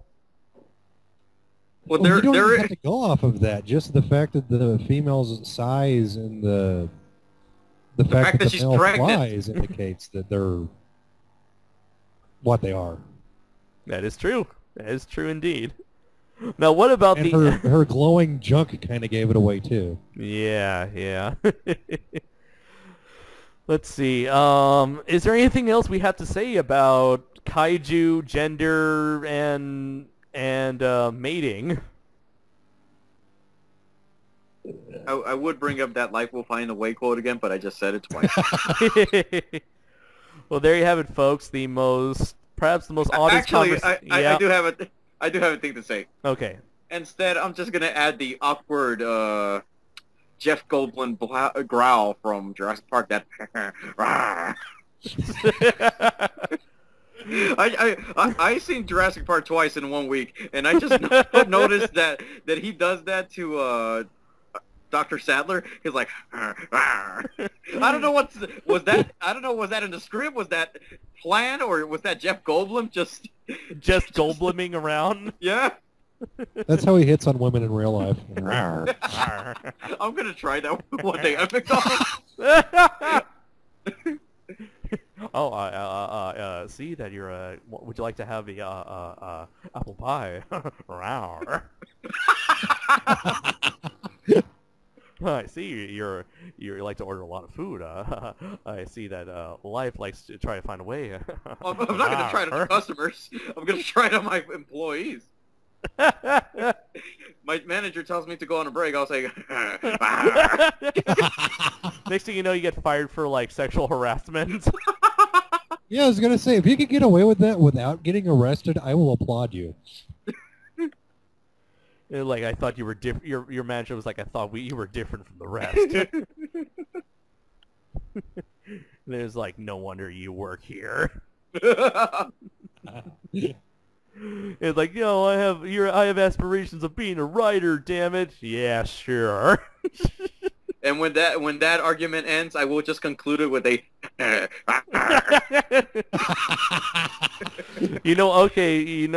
looks like we've learned about another thing. If you really want to know how to kill a mood in any sort of conversation, bring up the Jeff Goldblum growl. I'm going to try that at work next time my coworkers try and talk to me. Oh, boy. GMK Mothra turns out to be a male. Jeff Goldblum growls turn out to be a real turn off. There's a lot to learn on the Shuwatch Super Dynamic Ultra 4's Go podcast. So it seems like we've done enough learning for this segment, so we will be seeing you guys after the break. Jacob, care for one more request? Oh, dear God. Andres. Oh, dear God. Please. Why? Actually, I can't think under this pressure. I figured you'd like to hear a song of your choice, be it anime or tokusatsu or video game, whatever. Andres, why don't you just do this? Why don't you just play the Jeff Goldblum rawr in a loop for like 30 seconds? No, because that would require me having to like burn a copy of like Jurassic Park in digital Oh, format. I would happily provide you with a clip, Andres. That's how much I want it. I'll just do it a little bit at the very end of this segment, followed by the song choice. God damn it, fine. Oh, I am torn. Because since we brought it up, I really want to go with the Ultraman Leo theme. Yes. But I actually have it. I actually have that theme song. okay, but I also want to. Must be fate. But I also kind of want to keep going along with my ridiculous choice of female songs. Okay. And if you could find it, there's two options here. Because I know the one's going to be hard to track down because it took me forever to find it. Okay. Either the theme of Keiko Kamen or the theme song from Reply Cutie Honey. Reply Cutie Honey? There's just R-E Cutie Honey. Okay. Cutie Honey. Yeah. Okay. Is that the 90s one? I think that was 2001. It was anime based off of the live-action movie. Huh, okay. Just how many Cutie Honeys are there? Like anime, just like anime speaking. Oh, anime, let's see. Cutie Honey, Shin Cutie Honey, Reply Cutie Honey, and like one more, I think. I know there's like a ton of manga, including Cutie Honey versus Devilman Lady. Huh. Which as soon as there's a fan translation, I'm still reading that. I don't know, David, out of the choices, I will let you pick which one I suggested. So I can't choose the Jeff Goldblum awkward growl. That's going to be even too awkward for the audience to listen through. Exactly. Get used to Dr. Malcolm.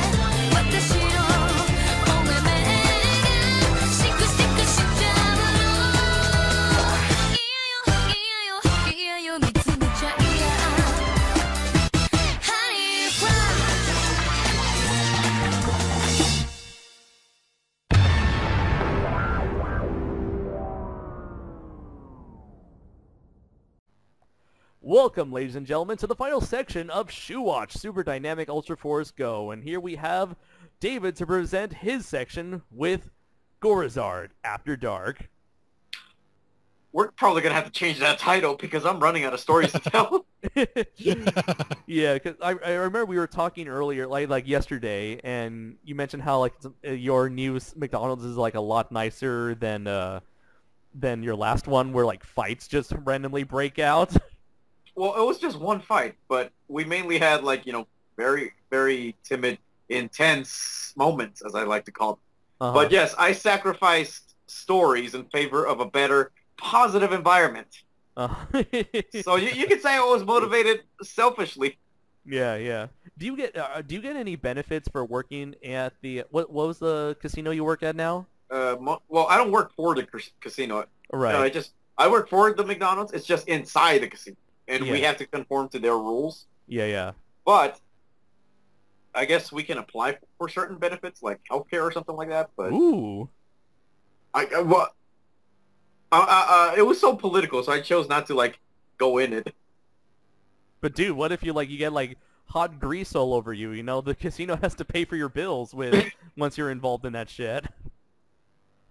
I will lawyer up. Seriously, I do have a case. In case that ever happens, but yeah. Grease. Anyways, it's funny that we bring up the whole Mothra thing, because I have a similar topic I want to bring up. Incarnations. And the main one I really want to focus on is King Ghidorah. Because, Andres, you already know I'm like an avid contributor on Wikipedia. All right. And I kind of been, not really arguing or bickering, but kind of like editing back and forth with this one person on the King Ghidorah Wikipedia. About, where does Des Ghidorah and Kaiser Ghidorah fit with King Ghidorah? Would you guys consider both of those characters incarnations or variations of King Ghidorah, or not? I personally don't think so, because really they're both separate characters. They're not the same characters. They're not the same character as King Ghidorah. Yeah, I put them in the variant category. Well, the thing I do consider like a variant of King Ghidorah as especially with the case of Kaiser Ghidorah, I do consider that a variant of King Ghidorah as opposed to its own individual monster, because I just always assumed that Kaiser Ghidorah was the King Ghidorah of the Final Wars continuity, much like this is like how Heisei Ghidorah was the Ghidorah of that continuity. The Grand King Ghidorah was the King Ghidorah of the Mothra continuity. Right. I just thought that this was like, again, like, yeah, this is like the Millennium version of King Ghidorah, or at least like the Final Wars version of King Ghidorah, because we had a previous Millennium version with GMK Ghidorah. Yeah, they're not continuations of the same character. They're different characters in different realities. Yeah. As for Death Ghidorah, the fact that we do have King Ghidorah in the same continuity, I would consider Death Ghidorah at least to be a different separate character all on its own. As to why it shares the name and appearance of King Ghidorah, that's something I really want to know. Well, here's the thing. Wouldn't the same rules for Death Ghidorah apply to Kaiser Ghidorah as well? Because I like to think of those two characters as Ghidorah-inspired or based creations. But really not, like Jacob just said, continuations of King Ghidorah, because they're separate characters with separate qualities and powers. For example, these two are quadrupeds, as opposed to King Ghidorah, who only has 2 legs. Well, in the Mothra universe, I would say that it's a relative species, because, we have multiple animals in the real world that look similar, even though they're not the same species. So that's where I put that. Now, as far as Kaiser Ghidorah goes, I just chalk that up to crappy story writing. Well, yeah, Kaiser Ghidorah does happen to have like a lot to distinguish itself from the standard Ghidorah. It having like quadrupedal stance, 3 tails, gravity beams that actually control gravity rather than being called gravity beams, and also having like I don't know what's up with Monster X. I'm assuming Monster X is like some sort of larval form or something. They never explain what's up with that. Well, here's the thing. Toho officially trademarks Kaiser Ghidorah as Monster X2, but they also use Kaiser Ghidorah as an alternative alias for that character too. Yeah. What I always wondered is like, I've always thought of it as being like Kaiser, like with an Kaiser with an AI in it, but apparently the official spelling is Kaiser with an EI at the end, with an EI. The Japanese don't know how to spell. Like it looks like it looks like it should be pronounced Kaiser Ghidorah. Kaiser. Well, how's the German word spelled? I think I always thought that Kaiser was like a Russian word. No, it's German for It's emperor. German, as a matter of fact. Okay. And it's not even spelled with a Z, it's spelled with an S, isn't okay, it? sorry, that's my bad then. No, I'm talking about the real German word. I know the Ghidorah creature is spelled with a Z. Let's see. Kaiser, I'm going to check out Kaiser definition. So, do we consider the word Kaiser Ghidorah as actually just some exilian word, as opposed to German? Like, it could be, yeah. Okay, Kaiser, the German emperor, the emperor of Austria, or the head of the Holy Roman Empire. Ta-da!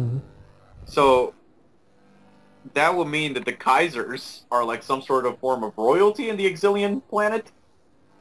Yeah, no, remember, that's what the head exilian said, that he actually brought up the term Kaiser, and that I guess Kaiser's like a special form of exilian. Right, so it would be like royalty. It's like the equivalent of a Super Saiyan among Saiyans. Ironic, considering that he had a yellow aura and his hair turned spiky. Yeah. Oh, and apparently Kaiser came from the Latin word Caesar. Caesar. Now we need Caesar Ghidorah.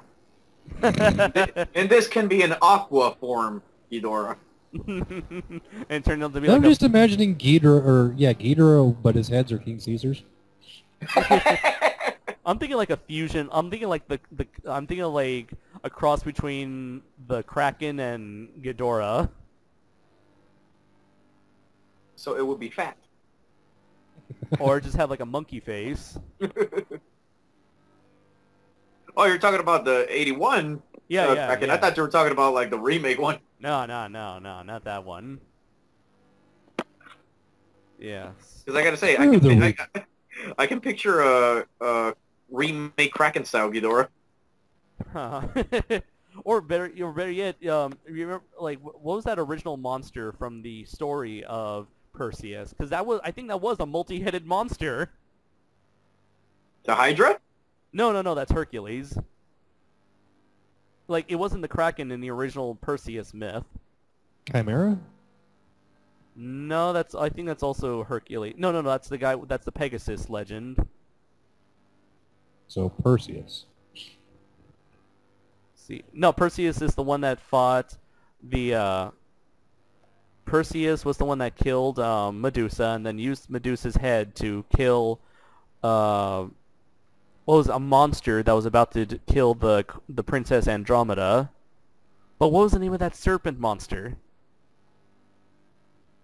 I want to say Jormungand, but I think that's Norse mythology.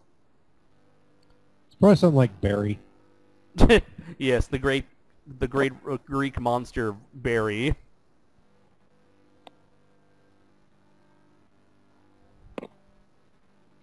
Let's see. Are you Googling this? Yeah, I'm Googling this. Oh, God damn it. I want to know what this creature Googles is. everything. Oh, it's called Cetus. Yeah, let's see.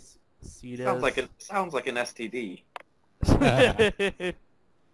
Let's see. Because I know, like, long ago, I had this, like, book that I had in elementary school that was, like, a compilation of short stories about dragons, and one of them just so happened to have been an excerpt from The Hobbit, and another one was about Perseus, and it had, like, a multi-headed dragon creature. However, the creature that I'm looking at on Google Images looks nothing like that picture I saw. It's kind of like a weird dog, horse, whale, Beast from 20,000 Fathoms. I'll share the name right here so you can Google it yourselves. Cetus. There we go. For sure, it's Cetus. It looks like it's pronounced as Cetus. Cetus. Ketis, whatever.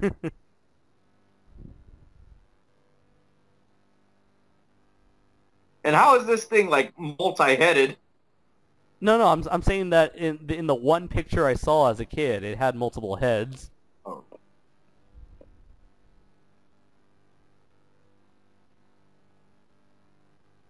Well, anyways, back to Ghidorah. Yeah. So sorry. So Ghidorah. Back to the plot.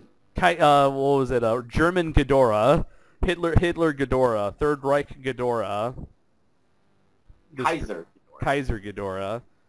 Or That's what I want to to see. I want to see a meme of Ghidorah. Zig Heil! Like one of its heads is doing the salute.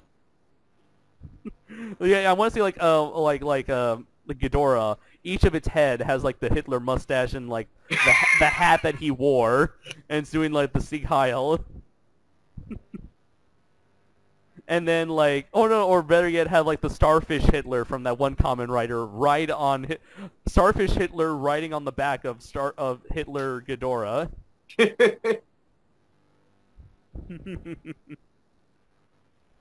But let's see, yeah. The reason why I brought it up is because there are two separate, pendants for those two characters, apart from King Ghidorah. Mm-hmm. And but then again, Monster X 1 and 2 have separate pendants, but they're clearly the same character.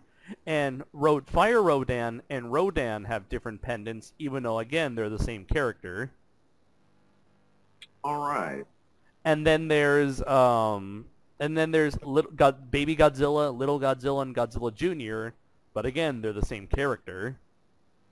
Okay, so what about Grand King Ghidorah? Does he have his own pendant, or...? No, I'm beginning to think that Grand King Ghidorah is just a fan name. It's just King Ghidorah, because I seen Mothra 3 in both English and Japanese, and they never, ever reference him as Grand King Ghidorah, ever. And Toho never really, publicized anything about that incarnation as Grand King Ghidorah.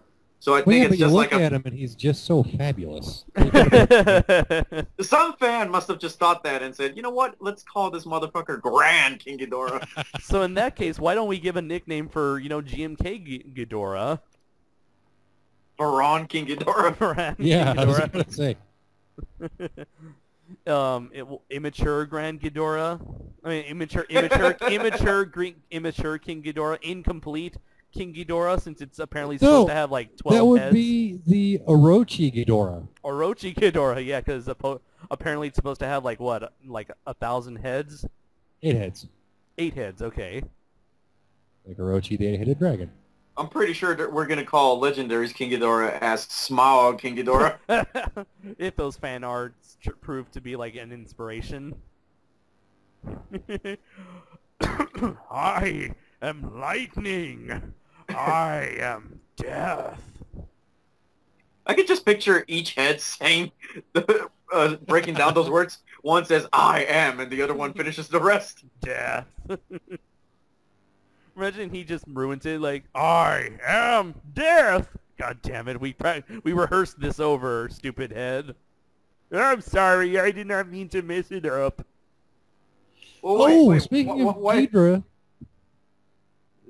and names, did you know that the Death Ghidorah, each head had its own name? Really? Yes. And as soon as I bring it up, I cannot remember the names. But on the behind the scenes, where it's the girls playing Mole and whatever the other one's name was. Ona and Laura. For some reason, the names change for the fairies too as the series progresses.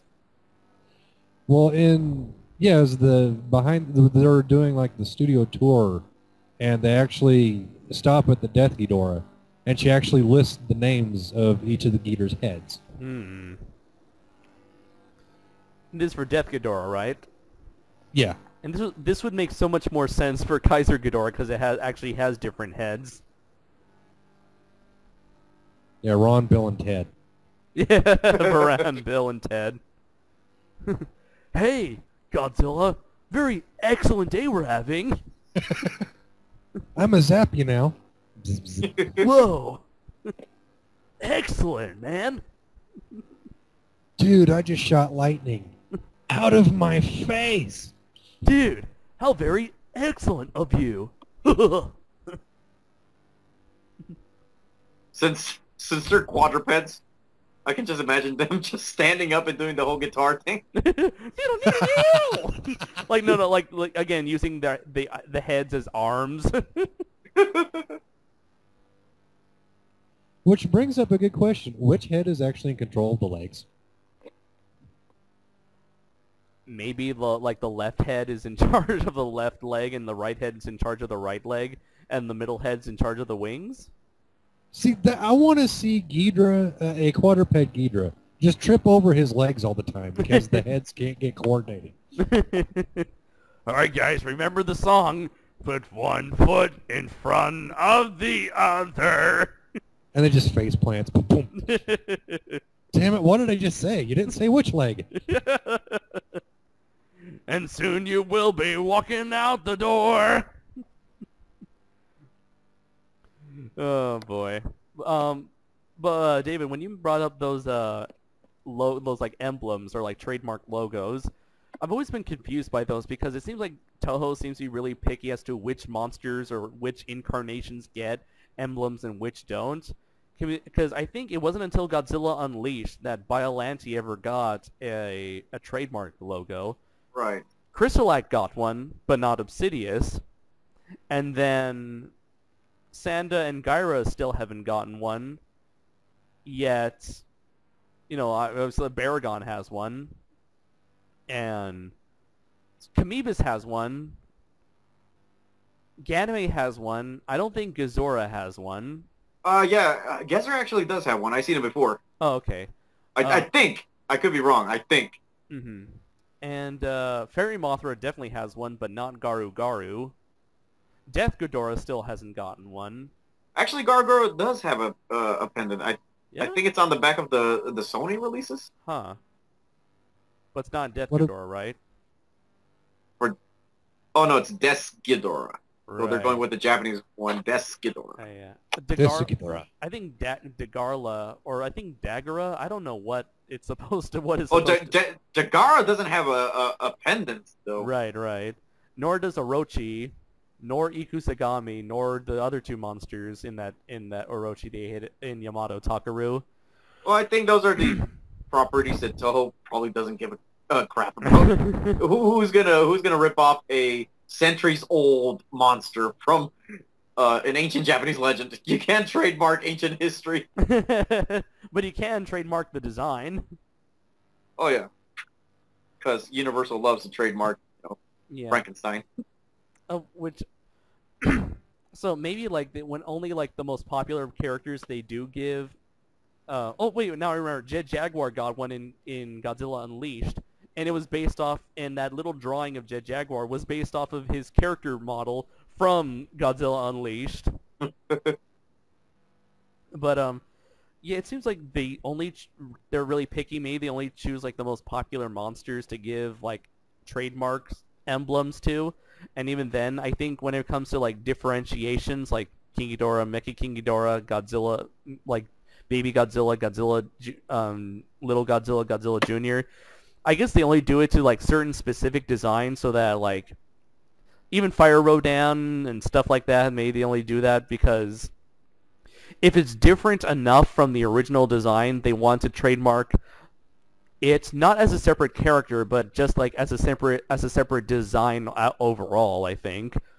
So if Monster X2, in my opinion, I don't think it was given a emblem separate from King Ghidorah because they want to trademark it as a separate character, but to trademark it as, like a design or as a concept, because it's quite radically different from King Ghidorah. Well, it's funny that you bring that up too, because Kiyu is quite different from various Mechagodzilla incarnations. Yet it still carries the Mechagodzilla pendant, which has the Mechagodzilla 93 silhouette. Yet, strangely enough, Super Mechagodzilla has its own pendant, despite it looking exactly the same, except it has a backpack.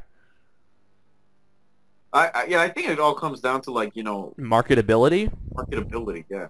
Yeah, because it's like, Mechagodzilla is Mechagodzilla no matter what, but when you give it a new name like Super Mechagodzilla, then, there's potential for, like, new stuff, for new, like, accessories and new figures. Well, what I really wanted, to point out with this argument is Def Ghidorah and Kaiser Ghidorah, Mm-hmm. are in league with King Ghidorah, because I like to consider them as, like, sub-incarnations of King Ghidorah, because they share, the Ghidorah name, and Yeah. they seem more like cousins rather than, like, part of the same species group or anything like that. Mm-hmm. Yeah, I've always been curious about, like, what would happen if there was, like, a species of Ghidorahs. Like, I want to know more about Ghidorah's origin, which is something I've always been fascinated about. And, I don't know, like, I just realized that Cretaceous Ghidorah has never gotten its own emblem as well. Even though, again, that's more radically different than most Ghidorahs we've seen before. Because it looks more like a traditional European dragon. Well, Cretaceous Ghidorah is basically, like, the earliest form of King Ghidorah from Mothra 3, so it's the same character. Yeah, but with a radically different design, much like Monster X 1 and 2. Right. Then again we're going back to the whole multiple forms getting treated as different copyrighted characters, separate copyrighted characters. Right.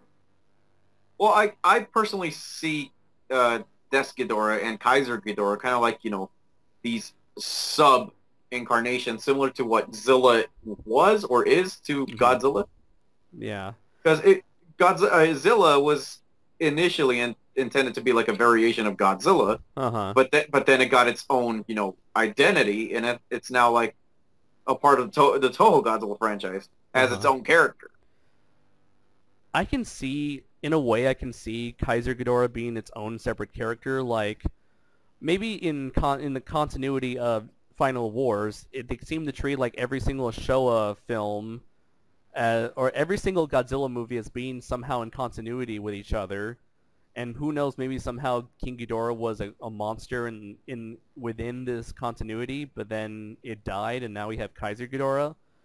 But the thing is, this Final Wars was essentially like a remake or like a reimagining of Destroy All Monsters. I mean, you have like even brought back like the Exilians, and much like the Kilax from Destroy All Monsters, they use King Ghidorah, and the Exilians use a Ghidorah, much like, again, their show incarnation from from Monster Zero or Invasion of Astro Monster. So this version of Ghidorah shares so much in common with King Ghidorah that I can only see it as an incarnation of King Ghidorah rather than a sub-variation of King Ghidorah, only because it shares so much, not from design alone, but from its, like, narrative background. Well, they never really say in Final Wars. Well, actually, the Exilians never really controlled Monster X. It just came from Goroth, unless they put it in there and then just pushed it into her. Maybe like Gigan. This is something I was disappointed they never followed up on, but Gigan was like an ancient creation of theirs, apparently, that was buried in Earth for some time. So maybe Monster X was another creature, that ancient creature that was buried somehow, and then they excavated it, turned him into a meteor, and then chuck him at the Earth. That's an interesting theory. I like to think that probably Ghidorah might have been like an experiment by aliens. Huh. Yeah. Kind of like the Xenomorph. Like, I like that idea that Matt Frank did with his Godzilla Neo series, where Monster X and Kaiser Ghidorah, he is actually an Exilian who injected himself with Ghidorah DNA, and he turned into Monster X. However, he was possessed by by the psyche of Ghidorah, and Ghidorah took over his body like Psycho style, Norman Bates Psycho style, and he physically turned into King Ghidorah, or Kaiser Ghidorah. Wait, that's in the comics? No. This is from Matt Frank's Godzilla Neo project on DeviantArt. Oh. Where he gave like new backgrounds to all of his redesigns of Godzilla monsters. Oh, that's an interesting thing to follow. He probably should have done that with the Rulers of the Earth, but he probably have to go through Toho to, like, you know... Well, he should have done... I wish he would have worked on the second ongoing series, because then they would have given an explanation for where Kaiser Ghidorah came from. Oh, wait, you're right. Dude, David, in the IDW continuity, King Ghidorah and Kaiser Ghidorah are separate beings. Huh. Separated at birth? You decide. Wait, so Kaiser Ghidorah is actually in Rulers of the Earth?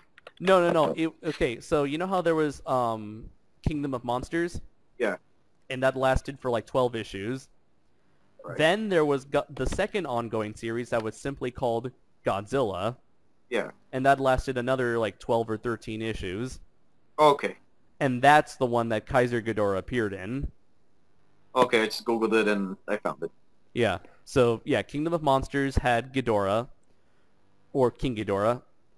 The second Godzilla ongoing had Kaiser Ghidorah, and the new Rulers of Earth will bring back King Ghidorah as Mecha King Ghidorah.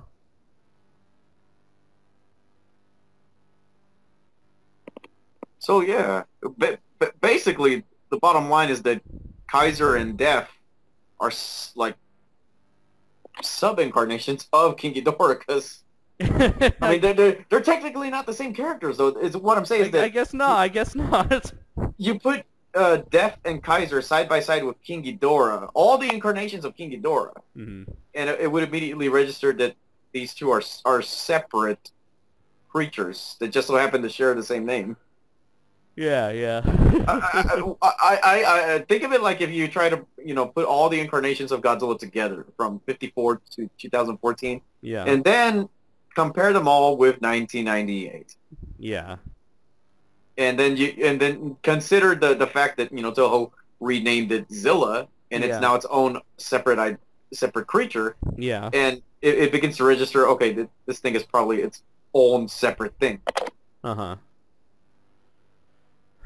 I now I can probably see how Kaiser Ghidorah can be considered its own separate character, along with Death or Death Ghidorah. But it's kind of weird because I don't know, because in the context of Final Wars, they really try to play up Kaiser Ghidorah as the King Ghidorah of that continuity. But outside of Final Wars, I can definitely see it being treated like its own individual character. Think of it along the lines of Sanda and Gyra. They're both the same creature, but they were both raised genetically in a different environment, so they each evolved into different creatures. Just apply that to Ghidorah, and there you go. Very, very interesting comparison. Because I guess genetically they are the same creature, but at the same time they're separate creatures. Yeah. Now we got to answer the real question: Is Heisei Mogira the same as Mechagodzilla? Are they separate beings? Because one is clearly supposed to be one is clearly copying the other. No, I'm just kidding. It's like trying to compare an Android to a BlackBerry. Or if you're trying to compare C-3PO to Fat Bill. What? Are you trying to say that C-3PO is as opposite as you can get from Bill? Exactly. I don't know. I think there can be more things that are more opposite than Bill. Like raisins and rabbit fur. I mean. Or to compare to another Godzilla YouTuber, I guess maybe I don't know. That one guy who's apparently more popular, even though we barely heard of him until G-Fest. Who? What's his name? Goji Fan 93. Oh, him. Yeah. I heard of him for a while, but I thought it was just just one of those G fans that are just there on YouTube. And me too, except I didn't know that his subscriber and viewership was like up there in the thousands, and he was worthy enough to even have his own panel at G-Fest. Well, let's see. So I believe we discussed all we can with the subject of Ghidorahs. Yeah. All right. I'm surprised we actually turned it into an actual conversation. I thought this was going to take like 10 minutes. No, but well, we are all Godzilla fans, so obviously, a subject like this would be good and interesting material for for a debate like such as this. But anyways, I hope you, the audience, have enjoyed this latest installment of Shuwatch Super Dynamic Ultra Force Go. Jacob Baker, thank you so very much for being a part of this once again. It's always great to have you here. Always a pleasure, my friends.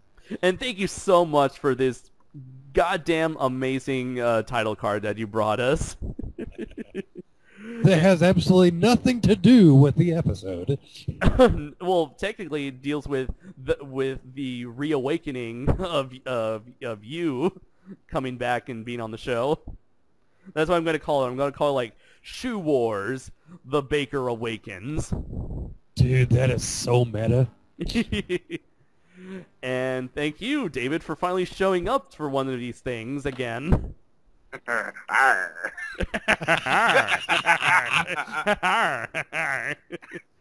So, I am Andres Perez, aka KaijuNoir. I am Gorzard, and... And I am Jacob K. Baker, aka Atomic Stick Figure. And until next time, everybody, take care.